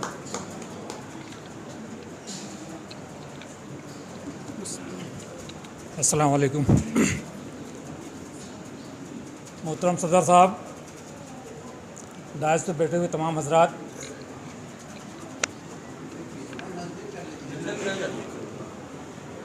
और आज के इस इजलास में शामिल होने वाले तमाम मुअज़्ज़िज़ शख्सियात,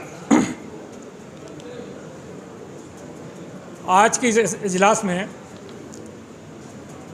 वक्फ़ से मुतल्लिक़ तमाम पहलुओं पे हमारे मुअज़्ज़िज़ हज़रात ने रोशनी डाली है, और मैं समझता हूँ कि यहाँ बैठे हुए तमाम हज़रात जिनको वक्फ़ के बारे में मालूमात तो थी मगर तफसीली मालूमात नहीं थी, आज उससे उन लोगों को फ़ायदा पहुँचा होगा।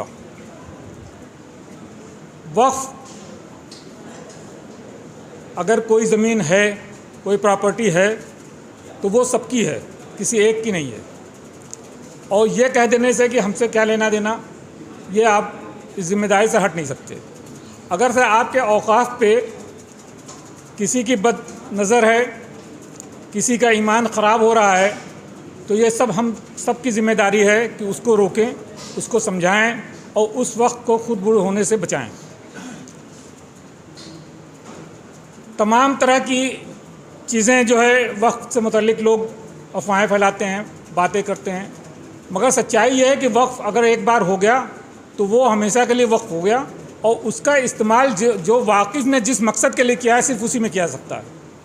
वाकिफ़ की मंशा से हट करके उसका इस्तेमाल नहीं किया जा सकता। तमाम मुतलियान भी यहाँ पर बैठे हुए हैं और सब ने यहाँ का, मैं जावेद भाई साहब को बहुत ही शुक्रगुज़ार हूँ कि उन्होंने औक़ाफ़ का रजिस्ट्रेशन कराने में, हम सबको मुतहर्रिक करने में बहुत ही अहम रोल अदा किया है।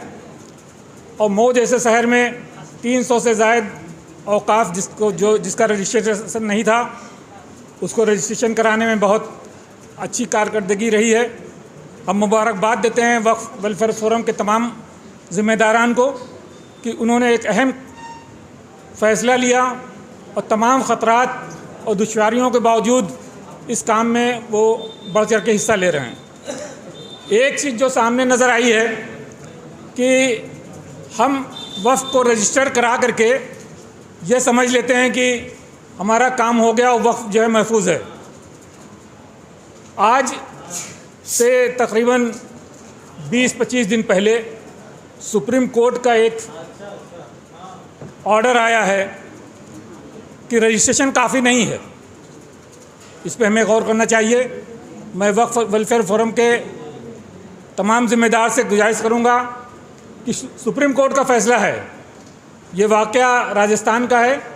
राजस्थान में एक वक्फ की प्रॉपर्टी दर्ज थी और बरसों बरस से दर्ज थी, उसको वहाँ की हुकूमत ने जिंदल एंड कंपनी को माइनिंग के लिए अलाट कर दिया। वहाँ के जो मुतल्लियान थे, जो जिम्मेदारान थे, जो वक्फ बोर्ड था, वो कोर्ट गया उसको स्टे करने के लिए, उस पर रोक लगाने के लिए। वहाँ के हाई कोर्ट ने वक्फ के ख़िलाफ़ फ़ैसला दे दिया और वो ज़मीन माइनिंग की ही रही। फिर वक्फ बोर्ड और ज़िम्मेदारान सुप्रीम कोर्ट गए और सुप्रीम कोर्ट ने भी हाई कोर्ट के फ़ैसले को बरकरार रखा और इसी रमज़ान के आखिरी जुमे को ये फ़ैसला आ गया कि सिर्फ रजिस्टर्ड होना ही काफ़ी नहीं है। अगर रजिस्टर्ड ही काफ़ी होता तो ये सुप्रीम कोर्ट फैसला नहीं देता, उसको गौर से उस फैसले को पढ़ा जाना चाहिए। वक्फ की ज़रूरत इस बात की है कि उसका क्रिएशन कैसे हुआ है। आपको उन कागजात को मुहैया करना पड़ेगा, अपने पास रखना पड़ेगा। ये मुतल्लियान की ज़िम्मेदारी है कि उसके क्रिएशन को जो है हासिल करें। कोई भी वक्फ होगा तो उसका क्रिएशन जिस तरह से भी हुआ है, उसको जब तक आपके रिकॉर्ड में नहीं होगा, आपका दावा जो है सिर्फ वक्फ बोर्ड में रजिस्टर करा देने से ख़त्म नहीं हो जाता। तो मैं तमाम लोगों को गुजारिश करता हूँ कि वक्फ के क्रिएशन के बारे में जो भी जिसके ज़िम्मेदारान हैं, अपने अपने वक्फ के क्रिएशन कैसे हुआ है उसके कागजात तहसील से, पंचायत से या राजस्व विभाग से, जहाँ कहीं से भी हासिल करना चाहें वहाँ से करें और अपने रिकॉर्ड में रखें। क्योंकि आने वाला वक्त एक नज़ीर सुप्रीम कोर्ट का आ चुका है, उस नज़ीर को बना करके तमाम लोग उस पर दावा करेंगे, तो वो रिकॉर्ड आपके पास होना चाहिए। आज वक्फ को जो ख़तरात हैं वो कई तरफ से हैं। एक तो हम लोग की नाजानकारी, कम जानकारी का होना, दूसरे जो हमारे ख़िलाफ़ लोग हैं, जो भूमाफिया हैं, जो ज़मीनों को कारोबार करते हैं, उनकी निगाहें ऐसे औकाफ़ की ज़मीनों पर गिद्ध की तरह लगी हुई है, जिसको वो ज़रा सा भी मौका मिले तो वो उसको अनाप शनाप पैसों में बेच करके और वो निकल लेते हैं। फिर जो ख़रीदता है वो ज़िम्मेदार, बेचने वाला कौन तो पता नहीं चलता। इसी तरीके से बहुत सी ऐसी ज़मीनें हैं जो हुकूमत एक्वायर करती है, उसमें भी वक्फ ज़मीन है। यही पूर्वांचल एक्सप्रेसवे जो आपका बना है, इस पे वक्फ की ज़मीन आज़मगढ़ और मऊ के दरमियान जो थी वो आई और उसका 3 करोड़ रुपए मुआवजा गवर्नमेंट ने दिया है राजस्व विभाग को। और वो पैसा किसको दिया जाएगा, कहाँ दिया जाएगा, कब दिया जाएगा, इसका कोई जिक्र नहीं है। वो कुछ वक्त बाद वो लोग भूल जाएंगे और 3 करोड़ रुपए जो आपके वक्फ की ज़मीन थी वो वहाँ जो गवर्नमेंट के पास ही रह जाएगी। तो इन पे भी निगाह रखनी है। दूसरे जो भू माफिया लोग हैं वो मुतवल्लियान से सांठ गांठ करके शहरों की ज़मीन कीमती हो गई है, वहाँ मार्केट बनवा दे रहे हैं। वक्फ बोर्ड से परमिशन ले लेते हैं कि हम इसको डेवलप करा रहे हैं। मार्केट की ज़मीनों को ऊंची दामों पे उसको फ़रोख्त कर दिया जाता है। मुतल्लियान हजरात और जो ठेकेदार है वो मिल करके बंदरबात कर लेते हैं और बाद में जो उसका किराया जो होता है उस किराए का 7% वक्फ को जाता है। वक्फ बड़ा खुश हो जाता है। तो इन चीज़ों पर भी निगाह रखने की ज़रूरत है कि हमारी जो ज़मीन है वो किस तरीके से खुरबुद की जा रही है। हजरात, आपके मऊ में तमाम ऐसी ज़मीनें हैं, तकरीबन मैं तो कुछ आंकड़े नोट करके लाया था। सिर्फ मऊ जो तकसीम जब नहीं हुआ था आज़मगढ़ से, तो यहाँ औकाफ़ की तादाद 4336 थी। मुश्तरका जो आज़मगढ़ था उसमें 4336 थी, जिसमें से 4110 अलल खैर औकाफ़ थी और 236 अलल औलाद थी। मऊ बनने के बाद यहाँ पर तकरीबन 1223 औकाफ़ हैं, रजिस्टर रिकॉर्ड में हैं, जिसमें 750 पर मुतवल्लियान हैं जिनके मुतवल्ली हैं और 99 पे कमेटी बनी हुई है। इसके अलावा नॉन मैनेजमेंट में 374 ज़मीन औकाफ़ हैं। दरगाह की तादाद 54 है, ईदगाह 45 है, मस्जिद 466 है आपके मऊ में और कब्रस्तान 455 हैं। इस तरीके से तमाम मदरसे की तादाद 62 है, मकतब की तादाद 3 है, 31 प्लाट खाली पड़े हुए मऊ में जो औकाफ के हैं, 2 तकिया है और 4 घर हैं जो कि वक्फ में दर्ज हैं। खानका की तादाद भी 2 है। इस तरीके से सिर्फ मऊ की तादाद मैं बता रहा हूँ, ये है पूरे हिंदुस्तान में ये तादाद रजिस्टर्ड है। एक वेबसाइट है भारत सरकार की वामसी के नाम से, जो हज़रात भी जानकारी करना चाहें वामसी पर जाएं। ये मैंने वामसी से ही लिया है और कुछ जो पुराने हमारे वक्त में रिकॉर्ड थे उसके हिसाब से ये रिकॉर्ड हैं। पूरे उत्तर प्रदेश में तकरीबन 1,25,000 औकाफ हैं। तो ये इस तरीके से इतने औकाफ हैं कि उसको हम सही मैनेजमेंट कर लें तो बहुत सी चीज़ें जो हम रोज़मर्रा की हमारे साथ होती है वो थोड़ा सा उसमें आसानी पैदा हो जाएगी। मैं मुबारकबाद देता हूँ मऊ के उन हजरात का जिन्होंने अपने मसाजिद का जो है तो रजिस्ट्रेशन करा लिया है, मगर ज़रूरत यहीं पर ख़त्म नहीं हो जाती है। आप उसके जो क्रिएशन ऑफ द वक्फ है, किसी ने उसको डोनेट किया होगा, किसी ने ख़रीदा होगा, कहीं से वो हासिल होगी, उसको भी अपने फ़ाइल में निकाल कर रख लें। बहुत बहुत शुक्रिया आप मैनेजमेंट का।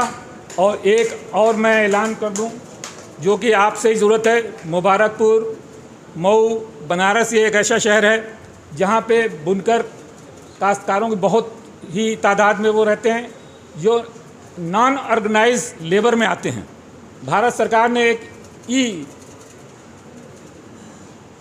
ई लेबर के नाम से एक वेबसाइट बनाई है, उस पर आप उन तमाम मज़दूरों का जो कि बुनकर हैं या कोई और भी काम में करते हैं उनको उनका रजिस्ट्रेशन करा दें। सिर्फ उसमें आपको करना है उसका आधार नंबर डाल के रजिस्टर करा देना है।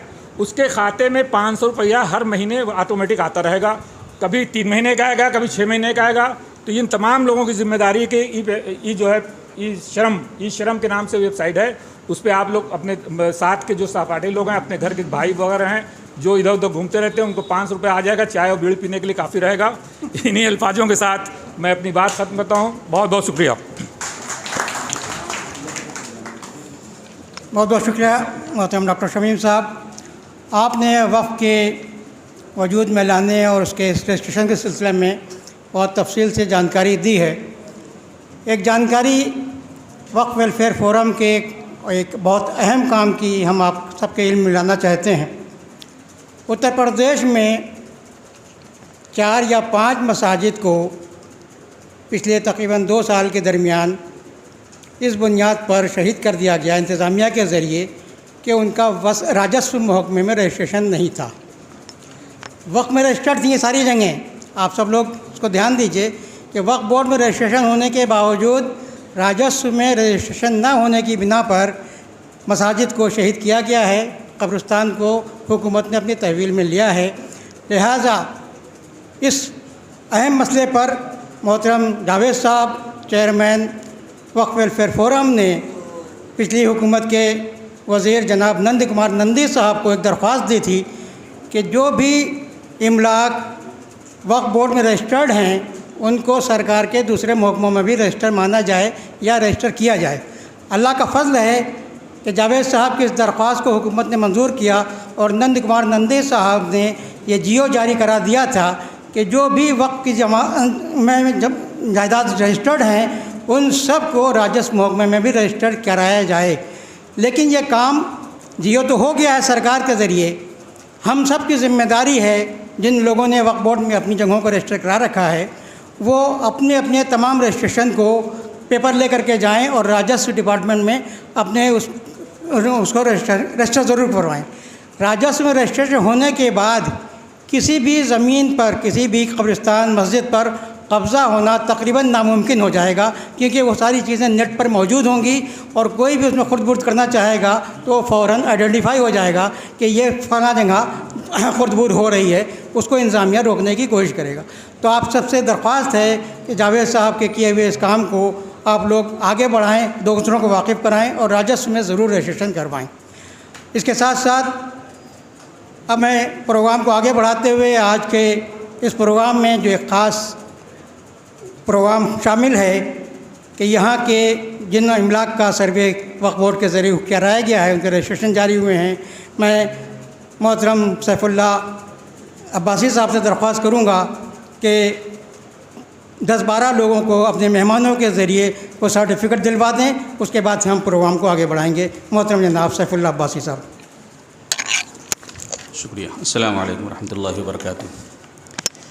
वक्त बहुत तंग है, लिहाजा कोई गुफ्तगू नहीं करनी है। बस मैं इतना कहना चाहता हूँ कि हमारे पास जो रजिस्ट्रेशन पेपर तैयार हैं उसमें जामा मस्जिद बिलाल अदरी ज़िला मऊ, जामा मस्जिद कासमिया अदरी ज़िला मऊ, मदनी जामा मस्जिद उमर मदनपुरा अदरी मऊ, मस्जिद रियाजुल जन्ना अदरी मऊ, मस्जिद अबू बकर फ़तेहपुर तालतोए तहसील मधुबन ज़िला मऊ, मस्जिद आयशा गुरमहा तहसील मधुबन, मस्जिद उस्मान फ़तेहपुर तहसील मधुबन, मस्जिद बिलाल पठान टोली करहाँ तहसील मोहम्मदाबाद गोहना, जामा मस्जिद उमर फ़ारूक नकपुर करहाँ तहसील मोहम्मदाबाद गोहना, मस्जिद सिद्दीक़ अकबर दरोरा नई बाज़ार तहसील मोहम्मदाबाद गोहना, मस्जिद फ़ारूक आज़म वलीदपुर ज़िला मऊ, मस्जिद अहनाफ वलीदपुर ज़िला मऊ, मस्जिद मोहम्मदिया वलीदपुर, मस्जिद बैतुल मुकर्रम नयापुरा वलीदपुर, मस्जिद ज़िन्नूरैन भीरा, मस्जिद आयशा मोहम्मदाबाद गोहना, मस्जिद अमीर हमज़ा बरामदपुर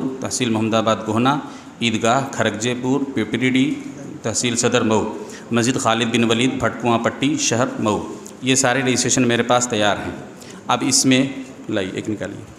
मैं गुजारिश मेरी ख्वाहिश है कि हमारे स्टेज पर जो हजरात यहाँ पर तशरीफ़ फरमा हैं उनके ज़रिए पहला रजिस्ट्रेशन पेपर जारी किया जाए। लिहाजा मैं सबसे पहले ये किस में था, इसमें तो था नहीं, उसमें से निकालिए। मस्जिद आयशा गुरमहा से तशरीफ़ लाए हुए आप तशरीफ़ लाएँ। इसमें से नहीं दिया, इसका अभी एंट्री नहीं हुई है।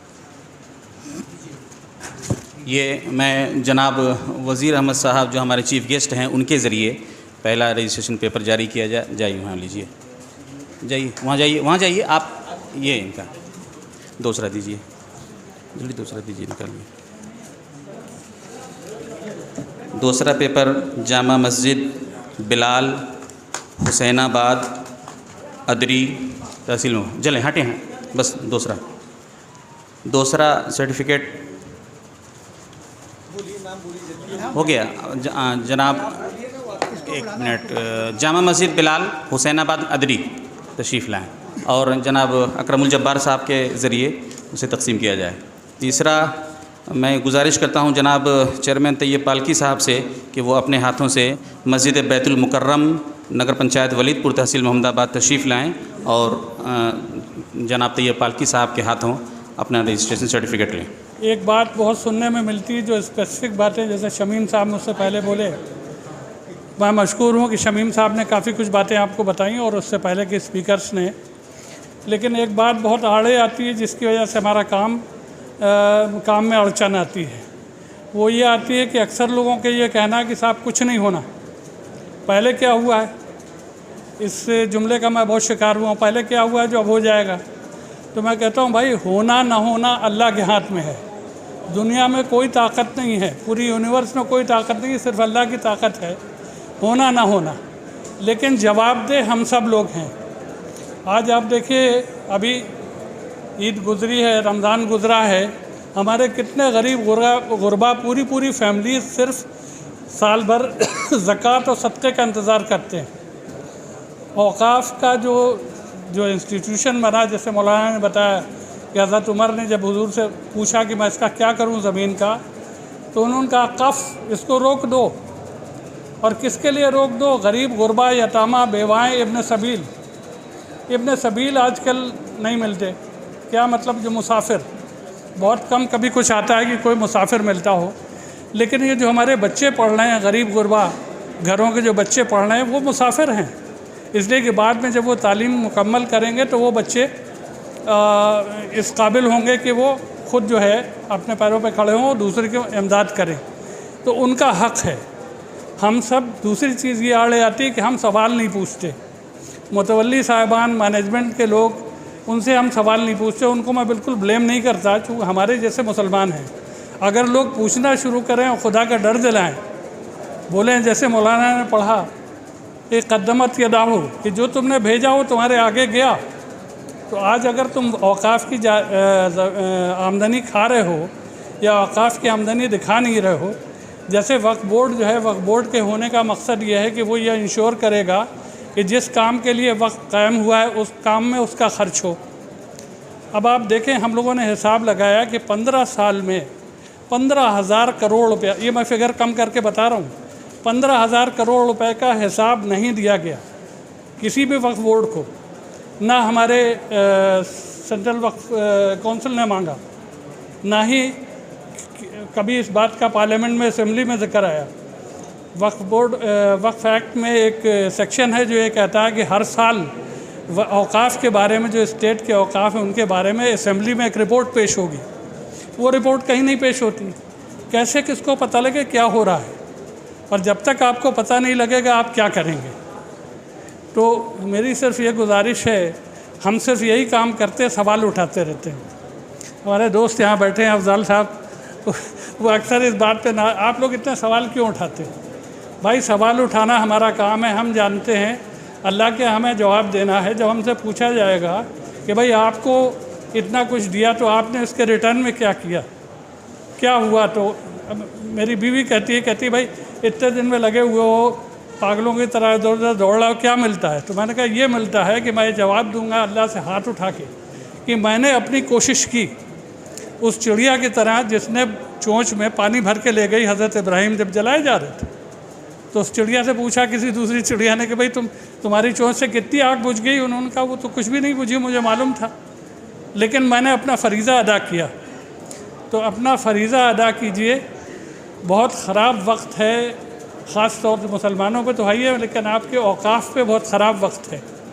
आप लोगों ने शायद देखा होगा कुछ वीडियोस सर्कुलेट हो रहे हैं, उन वीडियोस पे बहुत मत जाइए, उसमें बहुत सारी बेकार बातें हैं। अफजालुल हक साहब ने कोर्ट में बहुत अच्छा उसका जवाब दिया है, लेकिन ख़तरा है, और ख़तरा वो तभी दूर हो सकता है जब हम अपने औकाफ़ को ख़ुद अपने हाथ से संभालें। एक दफ़ा है सेक्शन इसमें वक्फ एक्ट में दफ़ा 32, जिसमें डेवलपमेंट का जिक्र है कि जो जायदादें वक्फ की डेवलप हो सकती हैं। तो वक्फ बोर्ड की ड्यूटी है कि वक्फ बोर्ड वो उन मुतवलियान से या मैनेजमेंट कमेटी से कहे कि भाई आप ये डेवलप करें। अगर वो 60 दिन में जवाब नहीं देते हैं तो वक्फ बोर्ड खुद डेवलप करेगा। लेकिन वो मौका हम क्यों आने दें? हम अपनी जायदाद खुद क्यों नहीं डेवलप करते? अभी किसी भाई ने कहा कब्रिस्तान के लिए, आप यकीन मानिए मैंने ये आइडिया वहाँ पे फ्लोट किया पूना में कि कब्रिस्तान के ऊपर लिंटल डाल के और हमें गोदाम बनाने चाहिए जिनसे किराया है। तो एक मौलाना से कहा तो उन्होंने कहा नाउज़ बिल्लाह खान साहब ये बात मत कीजिए। मैंने कहा जिस दिन कब्रिस्तान गायब हो जाएगा, उसमें 4 टॉयलेट बनेंगे और बैठ के पखाना करेंगे, तो उस वक्त उसकी आपकी क्या जिम्मेदारी? फिर आप भूल जाएंगे। कितने ये वामसी मैं 5 साल से नावल की तरह पढ़ता हूँ, कितने कब्रिस्तान मैंने गायब होते देखे, पता लगाता हूँ पता ही नहीं लगता। अयोध्या में बाबरी मस्जिद का बहुत जिक्र हुआ, 1841 एकड़ का कब्रिस्तान, कोई बात नहीं करता। वहाँ पे पूरा एक ज़िला छोटा मोटा बसा हुआ है, उर्वशी नगर या कुछ ऐसा करके, 1841 एकड़ का कब्रिस्तान। तो आपने 1841 एकड़ है आज भी, इसमें वामसी में दिखा दूंगा मैं आपको। तो मेरा कहना यह है कि अगर हम इसको बचाएंगे नहीं तो कौन बचाएगा? वो 1841 एकड़ में हो सकता है फिगर कुछ ऊपर नीचे हो, अलग अलग टुकड़े हों, जैसे मैंने देखा इनका तरीका है कि एक वक्त के कई सारे टुकड़े कर दिए उन्होंने, 5 कब्रिस्तान बना दिए, 6 बना दिए। लेकिन उनको सेफ़ रखना हमारी ड्यूटी है, और सेफ़ ही नहीं रखना, उनसे आमदनी कमाना।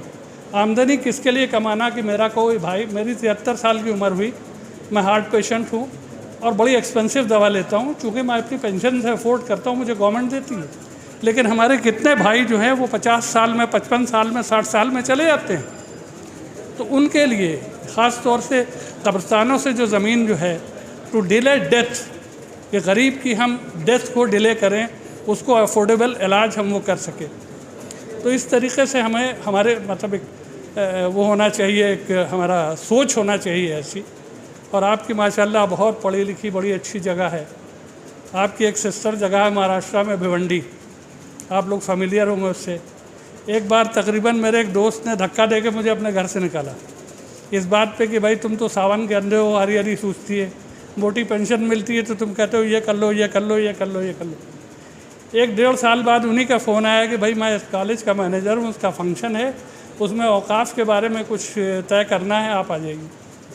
बड़ी हैरानी हुई मुझे। खैर गया तो वहाँ पे भी आप ही की तरह के मामला हैं, इतनी मसाजिद नहीं हैं, इतनी जायदादें नहीं हैं, लेकिन बहुत सारी चीज़ें उस मीटिंग में जो शुरू हुई, तो आप यकीन मानिए को जैसे हमारे जावेद भाई का जो इनिशिएटिव है कि आप लोगों ने देखा आपके सामने सर्टिफिकेट बट रहे थे, तो उस तरीके से वो सॉल्व होती जा रही है। तो जब हम कोशिश करेंगे और इस बात पे कोशिश करेंगे वो करके कि हुक्म अल्लाह का, वो जब चाहेगा होगा, लेकिन कोशिश हमारी वाजिब है और इसके लिए कोई किसी की भी छुट्टी नहीं है। जिसने भी इन अल्फाज को सुना उसकी छुट्टी नहीं है। ज़रूर पूछा जाएगा कि भाई आपके सामने ये लूटपाट मची थी, आप क्या कर रहे थे। मैं खुद अल्लाह का शुक्र है कि अच्छे से मकान में रहता हूँ, बच्चे अच्छा कमाते हैं, पेंशन मिलती है, सब कुछ। मेरे मकान पे कोई ईंट फेंकने नहीं आ रहा, लेकिन जो मेरा भाई जो रेहड़ी लेके चल रहा है उसको भगाने वाले बहुत मौजूद हैं। तो वो रेहड़ी क्यों चला रहा है? इस वजह से कि उसकी आमदनी इतनी नहीं होती, उसकी हैसियत उतनी नहीं है। उसकी हैसियत बनेगी औकाफ की आमदनी से। जब आप बड़े बड़े प्रोजेक्ट्स बनाएंगे, उसमें आप वो रखेंगे कमर्शियल, आप उसका जो थैंक यू कमर्शियल आप उसका एक्सप्लॉयटेशन करेंगे, तो उससे हमारे भाइयों की आमदनी बढ़ेगी, उनकी सहूलत बढ़ेगी, उनके रहने के लिए मकान मिलेंगे। आपके यहीं पे पूना में तो बहुत हैं, यहीं पे कई सारे मुसलमान बनिए के मकरूज़ होंगे और बनिए को ब्याज देते होंगे, जो कभी ज़िंदगी भर का सिलसिला है, शायद उनके औलादों की ज़िंदगी में भी चले। वो मौका क्यों आता है? हमारी जितनी तादाद है मुसलमानों की, तकरीबन 11 करोड़ लोग बिलो पॉवर्टी लाइन हैं, हो सकता है 12 करोड़ लोग हों। तो ये मौका क्यों है कि हमने औकाफ की तरफ तवज्जो नहीं दी। और ख़ास तौर से हमारी मसाजिद में मैं सोचता हूँ हर जुमे के खुतबे में कम से कम 10 मिनट वक्फ के ऊपर निकलने चाहिए। अल्लाह का डर दिलाना चाहिए, जो बोल नहीं रहा या जो भी कोई गड़बड़ कर रहा है या जो कोई डेवलपमेंट नहीं कर रहा। बहुत सारे लोगों का ख्याल है कि साहब ये तो हमारे दादा परदादा और नगड़ दादा संभालते आए, तो ये तो जायदाद हमारी है। बिल्कुल गलत है। मैंने कागजात निकाल के देखे हैं बहुत सारी ज़मीनों का कि वो जायदाद मिली थी मस्जिद को, वो जायदाद मिली थी कब्रिस्तान को। उन लोगों ने शुरू में जो लोग थे, अल्लाह से डरते थे, नेक लोग थे, उन्होंने बचा के रखा, लेकिन उनकी जो औलादें आई उन्होंने बेचना शुरू कर दिया। पूना में एक 46 एकड़ ज़मीन है, 46.4 एकड़ शहर में, पूना में हज़ारों करोड़ की ज़मीन, वो ज़मीन पिछले 30-35 साल में लोग बेच के खा गए।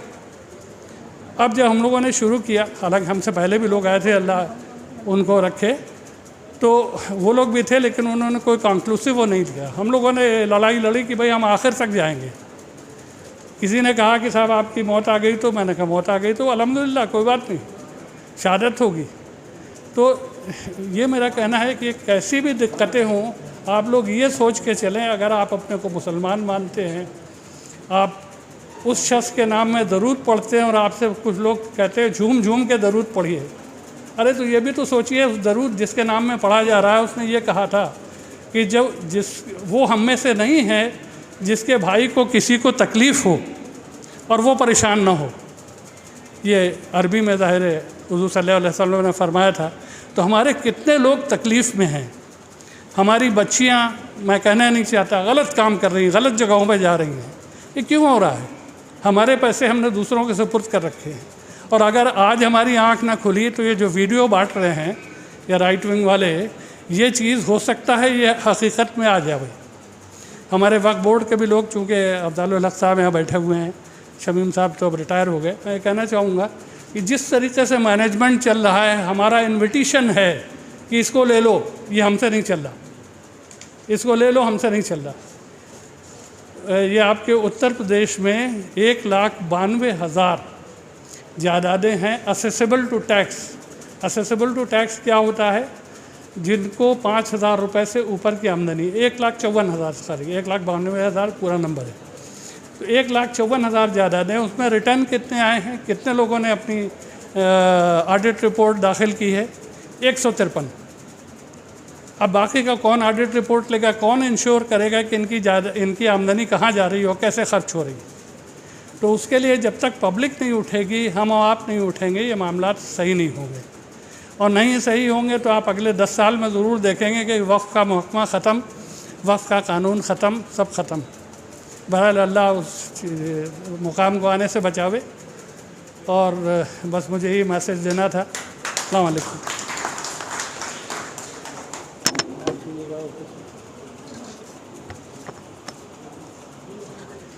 बहुत शुक्रिया मोहतरम अकरमुल जब्बार साहब, आपने अपने तजुर्बात हम सब के सामने रखे। ये हकीकत है कि जब तक कि हम मिलत माशी तौर पर बेहतर पोजीशन में नहीं आती तब तक उसके मसाइल का हल हो पाना तकरीबन नामुमकिन है। अब हमारे आखिरी मुकर्रर सेंट्रल वक्फ काउंसिल से तशरीफ़ लाए हुए जनाब अफजलुल हक साहब हमारे दरमियान मौजूद हैं। वो हमारे आखिरी मुकर्रर के तौर पर आप सबके सामने पेश होंगे। अभी आप सेंट्रल वक्फ काउंसिल नई दिल्ली जो कि हुकूमत हिंद का इदारा है और तमाम औक़ाफ़ इसी इदारे की निगरानी में काम कर रहे हैं। आप वहाँ पर लॉ ऑफिसर के तौर पर हैं, ज़िम्मेदारियाँ अपनी अंजाम दे रहे हैं और पूरे मुल्क के तमाम मामलात से आप बखूबी वाकिफ़ हैं। आपके ख़िताब के बाद आप हज़रात को ये मौका होगा कि आपके नज़दीक कोई भी इस तरह का सवाल हो जो आपको दरपेश हो, किसी तरह का वक़्फ़ का मसला हो, तो आप लोगों को मौका हासिल होगा कि आप लोग अपने उस मसले को हम सब के सामने रखें। हमारे ज़िम्मेदारान उसका आप लोगों को जवाब देंगे और उसके बाद इस प्रोग्राम का इख्तिताम होगा। इसके साथ मैं दरख्वास्त कर रहा हूँ अफजलुल हक साहब से कि वो अपने तजुर्बात से हम सबको सरफराज फरमाएँ।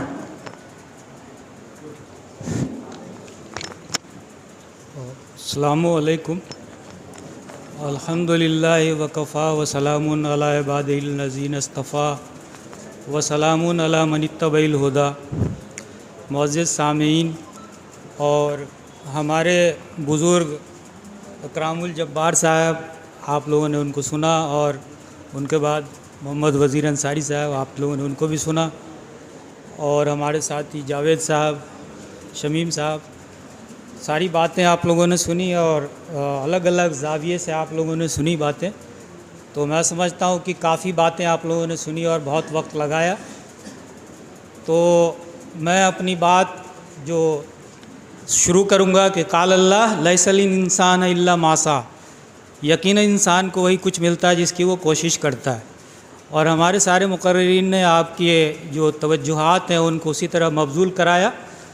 अगर आप इकबाल से पूछिए तो वो भी यही कहेंगे आपको कि थे तो आबाओ तुम्हारे मगर तुम क्या हो, हाथ पर हाथ धरे मुंतज़िर फ़रदा हो।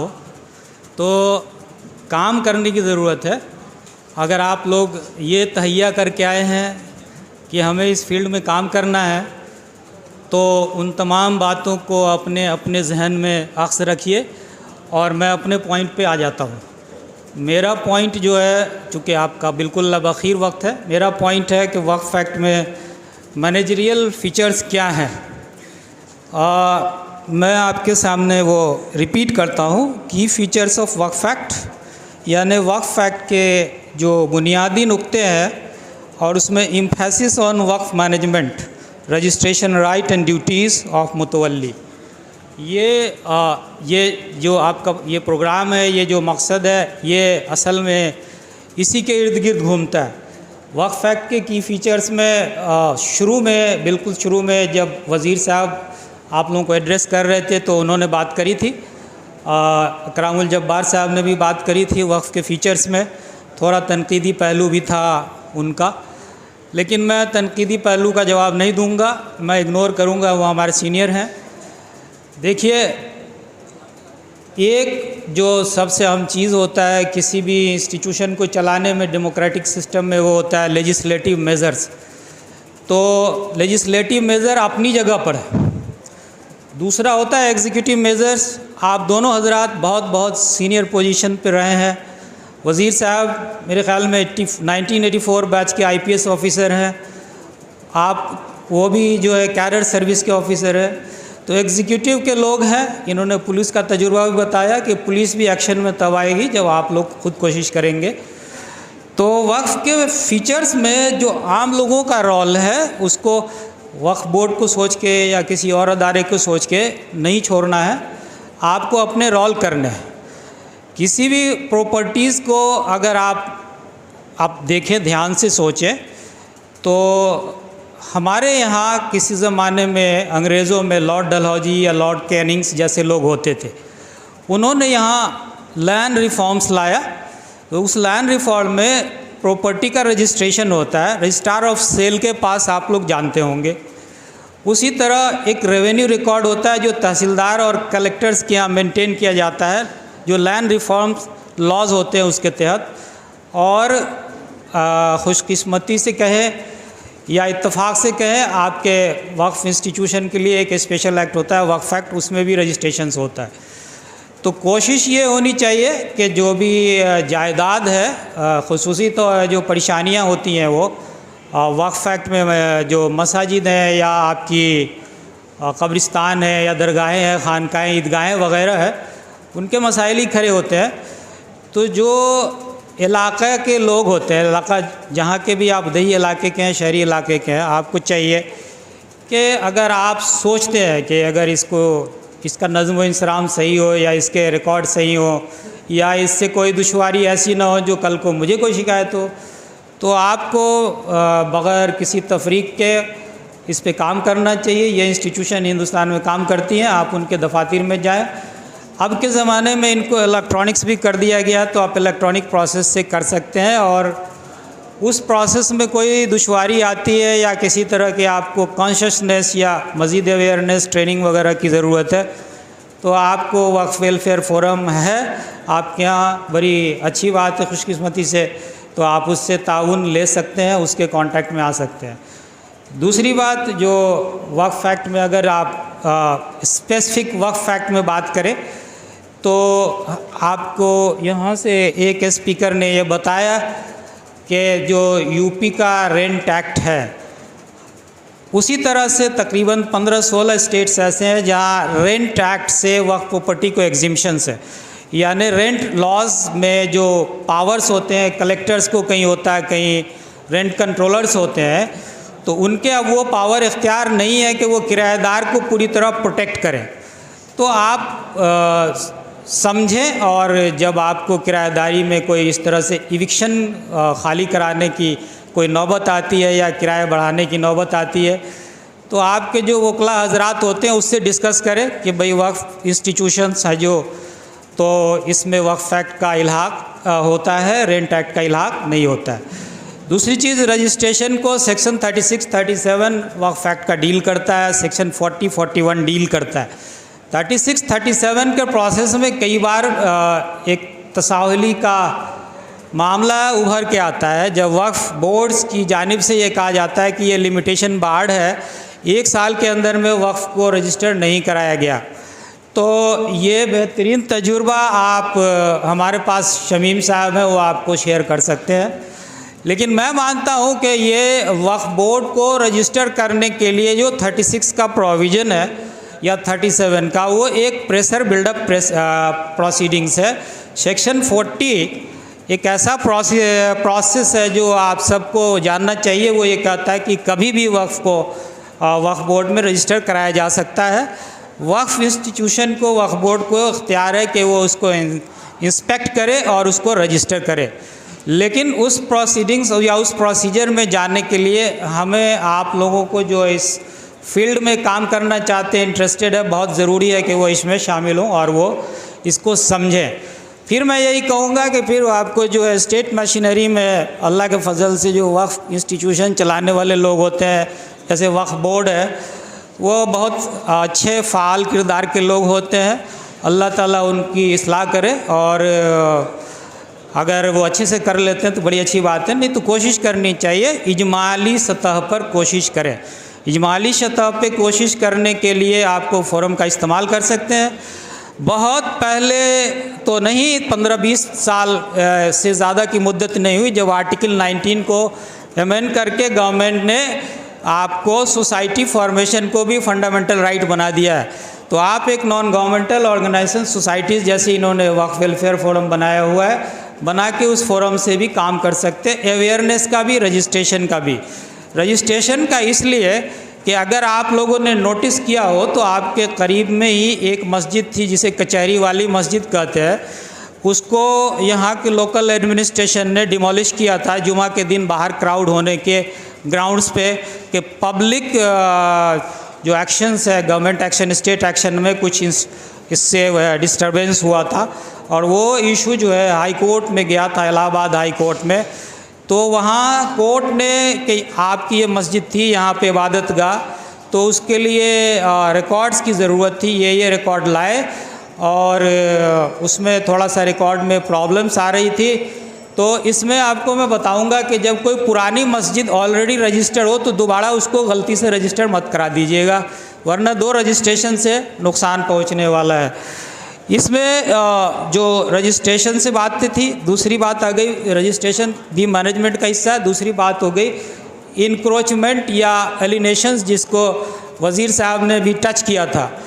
इंक्रोचमेंट या एलिनेशन आप समझिए कि जब कोई वक्फ इंस्टीट्यूशन या कोई भी प्रॉपर्टी जिस पे कोई आदमी काबिज़ हो और उस कब्ज़े की लेजिटिमेसी ख़त्म हो जाए, यानी आपने उसे कहा कि भाई अब आप इसे खाली कर दें, इसकी हमें कोई और ज़रूरत है, और आपने जैसे नोटिस सर्व किया और वो खाली नहीं करता, नाउ ही इज़ वो कहलाएगा गैर कानूनी कब्ज़े वाला, अनऑथराइज ऑक्यूपेंट्स, या अगर उसने आपकी मर्ज़ी के ख़िलाफ़ कब्ज़ा कर लिया है तो वो इनक्रोचर कहलाएगा। ये बहुत लीगल डेफिनेशन वाइज जो थोड़ा सा माइनर डिफरेंस है, लेकिन अगर वक्फ एक्ट के तहत जाएंगे तो सेक्शन 2E या 3E है, वो दोनों इसमें कवर्ड होते हैं। तो आप अनऑथराइज ऑक्यूपेंट्स को डील करते हुए भी हमारे पास 2-3 वेज ऑप्शन है। एक है 52A में कि आप इसको FIR में ले जा सकते हैं बोर्ड के थ्रू, एक है 51-52 में कि बोर्ड के थ्रू आप उससे एलिनेशन मान के खाली करा सकते हैं कलेक्टर के थ्रू, और एक है 54 में जो चीफ एग्जीक्यूटिव ऑफिसर को इनक्रोचर्स के डिफिनीशन में पावर होता है इनक्रोचमेंट खाली कराने का थ्रू वक्फ ट्रिब्यूनल्स। तो जो भी हमें एक्सपीडिशियस और केस टू केस देखना होगा कि हमें कौन सा रेमेडी इस्तेमाल करना चाहिए जो हम आसानी से कर लें। इनके अलावा आपको जावेद साहब इस बात पे स्ट्रेस कर रहे थे कि कुछ स्टेट्स ऐसे हैं जहां पब्लिक प्रीमिसेस एक्ट, जो एक इफ़ेक्टिव एक्ट है किसी पब्लिक प्रीमिसेस को खाली कराने के लिए, उसका इस्तेमाल यूपी में भी हुआ है। आपको मैं बता दूं कि कर्नाटका, तमिलनाडु और राजस्थान, त्रिपुरा, ये ऐसे स्टेट्स हैं, हरियाणा, जहां PP एक्ट पहले से लागू था। अब आपके स्टेट ने यानी उत्तर प्रदेश ने भी वक्फ प्रॉपर्टी को PP एक्ट में शामिल कर लिया है, तो उसके ज़रिए जो PP एक्ट में पावर्स है गवर्नमेंट के पास, आप उसका भी इस्तेमाल तभी कर पाएंगे जब आप लोग इस बात से वाकिफ़ है कि वो प्रॉपर्टी अनऑथराइज ऑक्यूपेंट्स है, उस ऑक्यूपेशन के ख़िलाफ़ क्या लीगल रेमेडी है। तो मैं समझता हूँ कि अगर आप इसका इस्तेमाल करें तो वेल एंड गुड।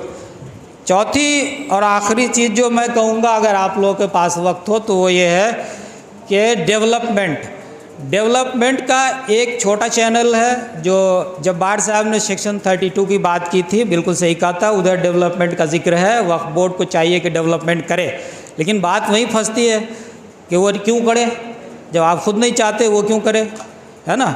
तो जब आप खुद इनिशिएट करें, वक्फ बोर्ड को कहें कि भाई ये प्रॉपर्टी है, आपको ये इख्तियार है, आप क्यों नहीं कराते। 1, 2 डेवलपमेंट चैनल में जो है अर्बन वक्फ प्रॉपर्टीज़ के डेवलपमेंट के लिए एक स्कीम शहरी वक्फ संपत्ति विकास योजना के नाम से government of India central Waqf council के थ्रू चलाती है।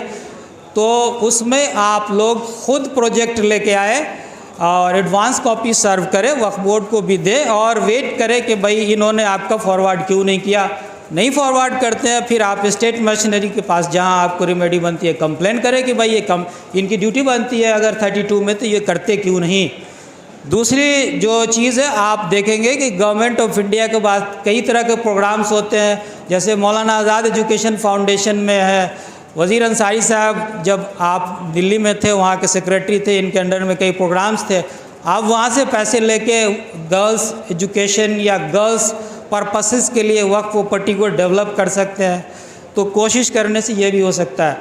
आपके यहाँ एक यूपी वक्फ विकास निगम करके एक जो कॉरपोरेशन है, कंपनी है, मैं समझता हूँ एक फ़ाल ऑर्गेनाइजेशन नहीं है, तो आप लोग उसको भी फ़ाल बना सकते हैं, उससे भी फ़ायदे उठा सकते हैं। तो ये सारी चीज़ें हैं मुख्तसर वक्त में, और क्या क्या बताएं हम आपसे। तो ये करें।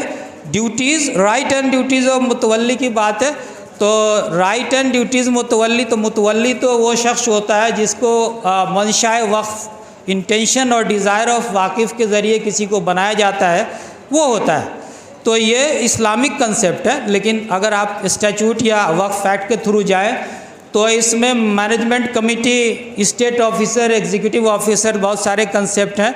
CEO, वक्फ बोर्ड सब एक तरह से कहीं ना कहीं मैनेजरियल रोल में ही आते हैं। मुतवल्ली एक मालिक नहीं होता है, वो मैनेजर होता है और ये सब भी मैनेजर होते हैं।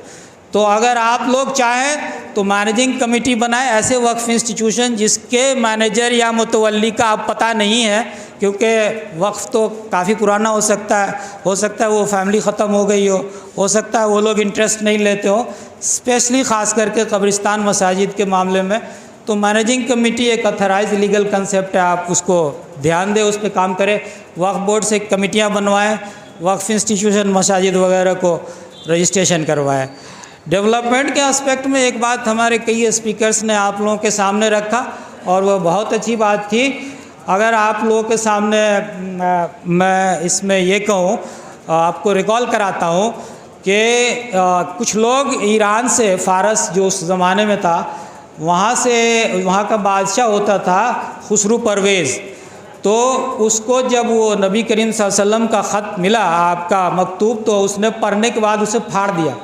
उसने कहा ये अरब में कौन सा मेरी हुकूमत में आदमी है जो इतनी बड़ी हिम्मत करे, मेरा नाम से अपना नाम पहले लिख देता है। क्योंकि आपका अंदाज़ था, आप लिखते थे अल्लाह के नाम से रसूलुल्लाह का पैगाम खुसरू परवेज़ के नाम। तो ये बात उसे बड़ी बुरी लगी। तो उसने कहा कि ऐसा करो, जाओ उसको पकड़ के लाओ। तो उसके जो पहलवान थे वो वेशभूषा बदल के, अपनी सूरत शक्ल बदल के मस्जिद नबवी में पहुंच गए और मस्जिद नबवी में आप तकरीर कर रहे थे।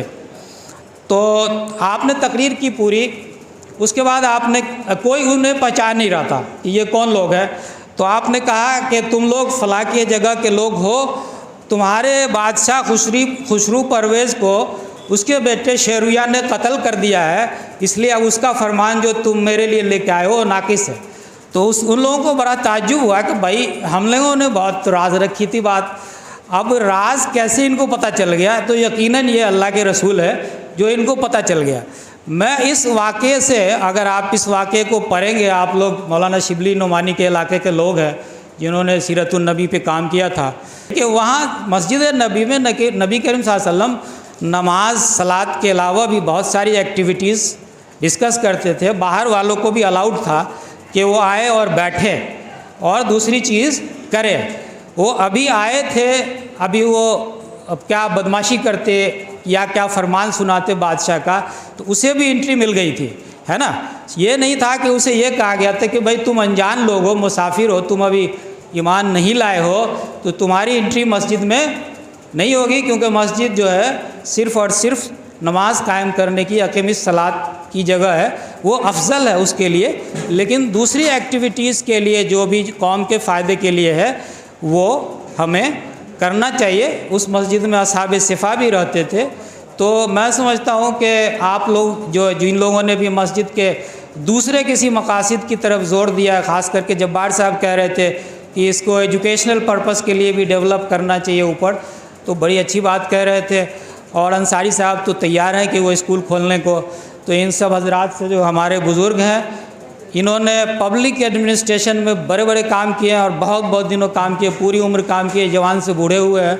तो इनसे आप लोग इस्तिफ़ादा कीजिए, इनसे स्कूल कॉलेज जो भी हो सकता है वो खुलवाइए। इन तमाम बातों के साथ फिर मैं कहूँगा कि बात करने बोलने से कोई फ़ायदा नहीं है, अमल बहुत ज़रूरी है। और फिर मैं इकबाल का एक शेर आपको सुनाता हूँ कि वो क्या गर्दू थे जिसका तू है एक टूटा हुआ तारा, सुरैया से गंवा दी तुमने जो इफलास से मिरास पाई थी, सुरैया से ज़मीं पर आसमां ने तुमको दे मारा। वमाल इल्ल बलाग।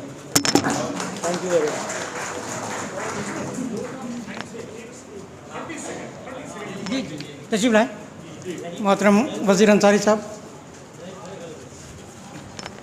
मैं माफ़ी चाहता हूँ। देखिए खाने की खुशबू आ रही है, लेकिन मैं जो सिर्फ 1 मिनट दे दीजिए, बाकी वोट ऑफ थैंक्स। इतना अच्छा आपका प्रोग्राम हुआ है, मुझे बहुत खुशी है। मेरी आपसे मुदवाना गुजारिश है कि एक बार फिर वक्फ के ताल्लुक़ से यहाँ पे एक बहुत ही ब्रेन स्टॉर्मिंग वन डे का प्रोग्राम किया जाए और उसमें सिर्फ एक्सपर्ट्स अकरमुल जब्बार साहब जैसे, अफजाल साहब जैसे, जावेद साहब, सैयद अनवर साहब, ये 3-4 लोगों को स्पीकर के तौर पे बुलाया जाए। एक तो ये हो जाए। दूसरा, यहाँ पे स्टेट के कॉन्टेक्स्ट में कहाँ कहाँ हमारी चीज़ें ये जो सरकार के तरफ से या जो राइट विंग फोर्सेस जो कर रही हैं उस पर हमको बात करनी चाहिए। और फिर चूँकि मऊ में मीटिंग हो रही है तो मऊ के डिस्ट्रिक्ट के कॉन्टेक्स्ट में हमारी मीटिंग होनी चाहिए। और इसी से ताल्लुक़ लेके चूँकि इतना बड़ा हमारा एक आबादी है यहाँ पे, एजुकेशन को लेके उसी एक ही दिन में एजुकेशन, एम्प्लॉयमेंट और आज जो है टॉक्सिक एटमॉस्फेयर है, जो माहौल बना है, उसके लिए हमें अपनी सेफ्टी सिक्योरिटी की बात करनी चाहिए। हमारा जो कल्चरल आइडेंटिटी को जो लोग डिस्ट्रॉय करने पे लगे हुए हैं, मैं जो अपनी कल्चरल आइडेंटिटी, मेरा मैसेज आपको क्लियर होगा, जैसे उर्दू की बात हो रही है, अपनी मज़हब की बात हो रही है, इस पर एक हमें एक दिन का ब्रेन स्टॉर्मिंग यहाँ पे मीटिंग होनी चाहिए, जिसमें कि मैं समझता हूँ कि तमाम हमारे इमाम साहबान का उनके साथ बैठक हो, तमाम NGO जो फंक्शनल हैं एजुकेशन इंस्टीट्यूशन से रिलेटेड उनकी मीटिंग हो, मदरसे के जो असतिज़ा करीम हैं, जो मैनेजमेंट वाले लोग हैं, प्रेसिडेंट सेक्रेटरी, उनकी मीटिंग हो। और तभी जाके ये इस तरह के प्रोग्राम हमारे सक्सेसफुल हो सकते हैं। भले ही ये प्रोग्राम 2 महीने के बाद, 3 महीने के बाद हो, या इंटरमिटेंटली से एट द गैप ऑफ से 6 months इन a year also, let us have this brainstorming programme, ताकि हमारा बार बार मीटिंग करने से हमारा ब्रेन झकझोर जाए, हमारे में अवेयरनेस आए, हम ओपन प्लेटफॉर्म पे गवर्नमेंट के सामने राइट फोरम पे अपनी हम सवाल कर सके। कुल मिला के ये कहना चाहता हूँ कि इस प्रोग्राम का कोई माने नहीं है जब तक इसका फीडबैक, जब तक हम इसका जो है दोबारा 3 महीने के बाद, 6 महीने के बाद प्रोग्राम ना करें। आपका बहुत बहुत शुक्रिया, बहुत बहुत शुक्रिया।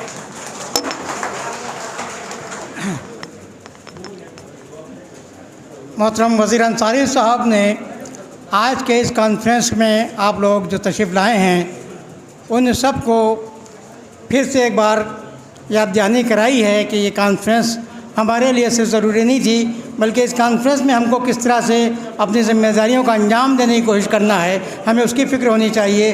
और आज से ही हम लोग अपने अपने मकाम पर, अपने तौर पर तहफ़्फ़ुज़ औक़ाफ़ के सिलसिले में उसको मुफीद बनाने के लिए क्या कुछ कर सकते हैं, उसके लिए मनसूबाबंदी करें और आगे बढ़ें।